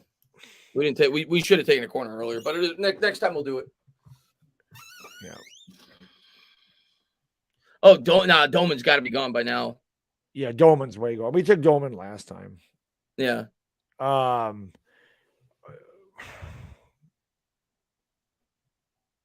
usually goes in the fourth or the fifth. Yeah. Where was I looking? I thought I saw somebody here. No. I don't know. Those are. I was gonna say you could just take Darian Kendrick because he's the dog. I see Matthew is Petrie a corner or safety. Most people feel like he's gonna be a safety at the NFL level, but he's a guy that could play all over. You could play him in the slot, outside safety, but most people feel like he's gonna be a safety. We took the punter last time, so take him again. Why not? All right, we get an F for that one, but we know. Remember the name Troy Anderson, converted running back. I have run a 4.42 and 150 tackles last year. Blake says. Oh, transfer. Gotcha, Blake. Thank you for the super chat, by the way, Blake. Appreciate it. Yeah. I've heard about him. I haven't looked into him, but I think a couple of people have told me about him. All right, let's see what our draft is. Like you said, we're gonna get a bad grade for the punter. Jelani Woods here. Jelani Woods, we got destroyed, which was probably a little early to take him. It was. B+ overall. I mean, Kayvon Thibodeau at 7. If we got the top two, the first 4 picks, I think most Giant fans would be pretty happy. Yep. Those are really good first 4, top 4. Yep. And then after that, it's just a matter of who's the best player on your board. I definitely concur, sir. I definitely concur. We got Icky and Kayvon. I think most Giant fans would be really happy on draft night if we. I definitely do too. So we'll see. But I think this scenario shows you why they may be leaning corner at 7, because once we got out of that first round, there wasn't a whole lot to pick from at the position. So that's why I still think we're going corner. But if we go Tibbs, I'll be happy. Yeah. Yeah. I don't think there's anything wrong with that. Like, if we could walk out of there with a Quanu and Thibodeau, I don't think Giants fans are going to be, Daniel Jones reacting to it. So I think be pretty happy with that. But yeah, we'll do more of these tomorrow. Tomorrow we'll do like trade downs, and hopefully there's some more smoke leading up into the draft, and we're starting to get a better idea of which prospects are going to go where. You usually get that on draft day. Maybe even by tonight, you start to hear a lot more rumblings. And we'll do an Eagles draft, of course. Of course, we'll do an Eagles draft. We'll do that. But we'll have a much better idea, I think, by tomorrow. At least, obviously, not after the first round, but the early first round, where a lot of these guys are probably going to end up. Yeah, I agree. Somebody said, "Why did we take Jelani?" Well, listen to the chat. the chat wanted him, so we took him there. He's more of a 4th round guy, though. I agree. I don't think we would take him in the 3rd. I think we take him in the 5th. I don't think we would take him there either. But we ran a little bit over today. It's 1:20. Appreciate you guys, girls, being there. Still almost 500 people in here. So again, if you haven't done so, do me a favor, hit the like button, hit the subscribe. More importantly, make sure you go in the description. First link there, the Entertainer Talking Sports. Make sure you subscribe to them, because we'll be over there tomorrow from 11 to 1. Like I said, we'll be doing a lot of mock drafts tomorrow, a bunch of different stuff. We'll always have the fun one with the Eagles, where we destroy their franchise. And hopefully you guys and girls come around and hang out. And my Giants 26, thank you, brother. Appreciate it. Chris, you live with Patricia tonight. Yeah, she asked me to come on. I don't know how long, but she asked me to come on at like 8 o'clock. So I'm going to swing by there probably for an hour and a half, whatever. And maybe there'll be more to talk about by then. Maybe there'll be more news that trickles out. But yeah, I'll be over there for a bit. Looking forward to that. Slink says the 6th round, Ariaza is an A. He won't be there. I think he's going to go in like the 4th or the 5th. He won't be there. Cresley says one more sleep. That's what I tell my son. Like, when I'm like, we got, before we do something like his birthday or something, it's like, you got 2 more sleeps and then it's your birthday, or you got 2 more sleeps, and then you got a week off. That type of thing. You got 2 more sleeps, and then you can sleep in. But That's one more sleep. That's if we can sleep tonight, rather, because I always get amped up the night before the draft. So hopefully we all get some sleep. I think I'll sleep, but I think I'll be up early. Well, I got to get up early anyway because I got to get him ready for school, but I probably won't be able to go back to sleep. Yeah. Brendan, thank you, brother. Appreciate it. What up, guys? Looking forward to the draft. I just saw a report on Twitter saying Neal is the number 1 player on the Giants board. Let's pray he falls. Where did you see that, Brandon? I mean, I love hearing it, but where'd you? Let me take a quick look at my notification. It is Twitter, so take it with. Yeah, if it's from like a legitimate source, I'm happy if that's the case. Because here it is. It's from NFL Rumors. I don't know if he got it from somebody. Alabama offensive tackle Evan Neal started 40 out of 41 games, only missed games due to COVID. He declined an additional medical evaluation, but his representative said there is nothing wrong medically. We are told Neal is the number 1 player on the Giants board. Who knows how legitimate that is? I mean, NFL Rumors, who knows? Yeah. But I saw it. Roldy, thank you, brother. Appreciate it. This is Christopher. Remember, I will not stop. I love you, buddy. Baddog, my dude forever. Can't wait for tomorrow. Oh, yeah. I'm not a fan of Patty. That's okay. You don't have to be. Rolly, we love you too, buddy. We know I love the passion from the Giants fans, and listen, man, we should be passionate. We love our team. We are frustrated with our team. It's been a really rough decade, especially the last 5 years. All we can hope for tomorrow, guys and girls, is that whatever the Giants do, whatever they decide to do, whether that is Malik Willis, whether that is Derek Stingley, or if it's Kayvon Thibodeau, or it's Charles Cross or Ike Ekwonu, or whatever they decide to do, we got to hope they fit. We got to hope that they perform well. We got to hope that they start winning us games. That's really all that matters. Once these guys come here, they're Giants, right? They have a name on the back of their jersey, but they play for the name on the front of the jersey and on the side of their helmet. That's what I care about. I want these guys to come in, no matter what the names on the back of the jersey are, and kick ass for Big Blue. That's what we all want. We may all think different players are going to get us there quicker. That's fine.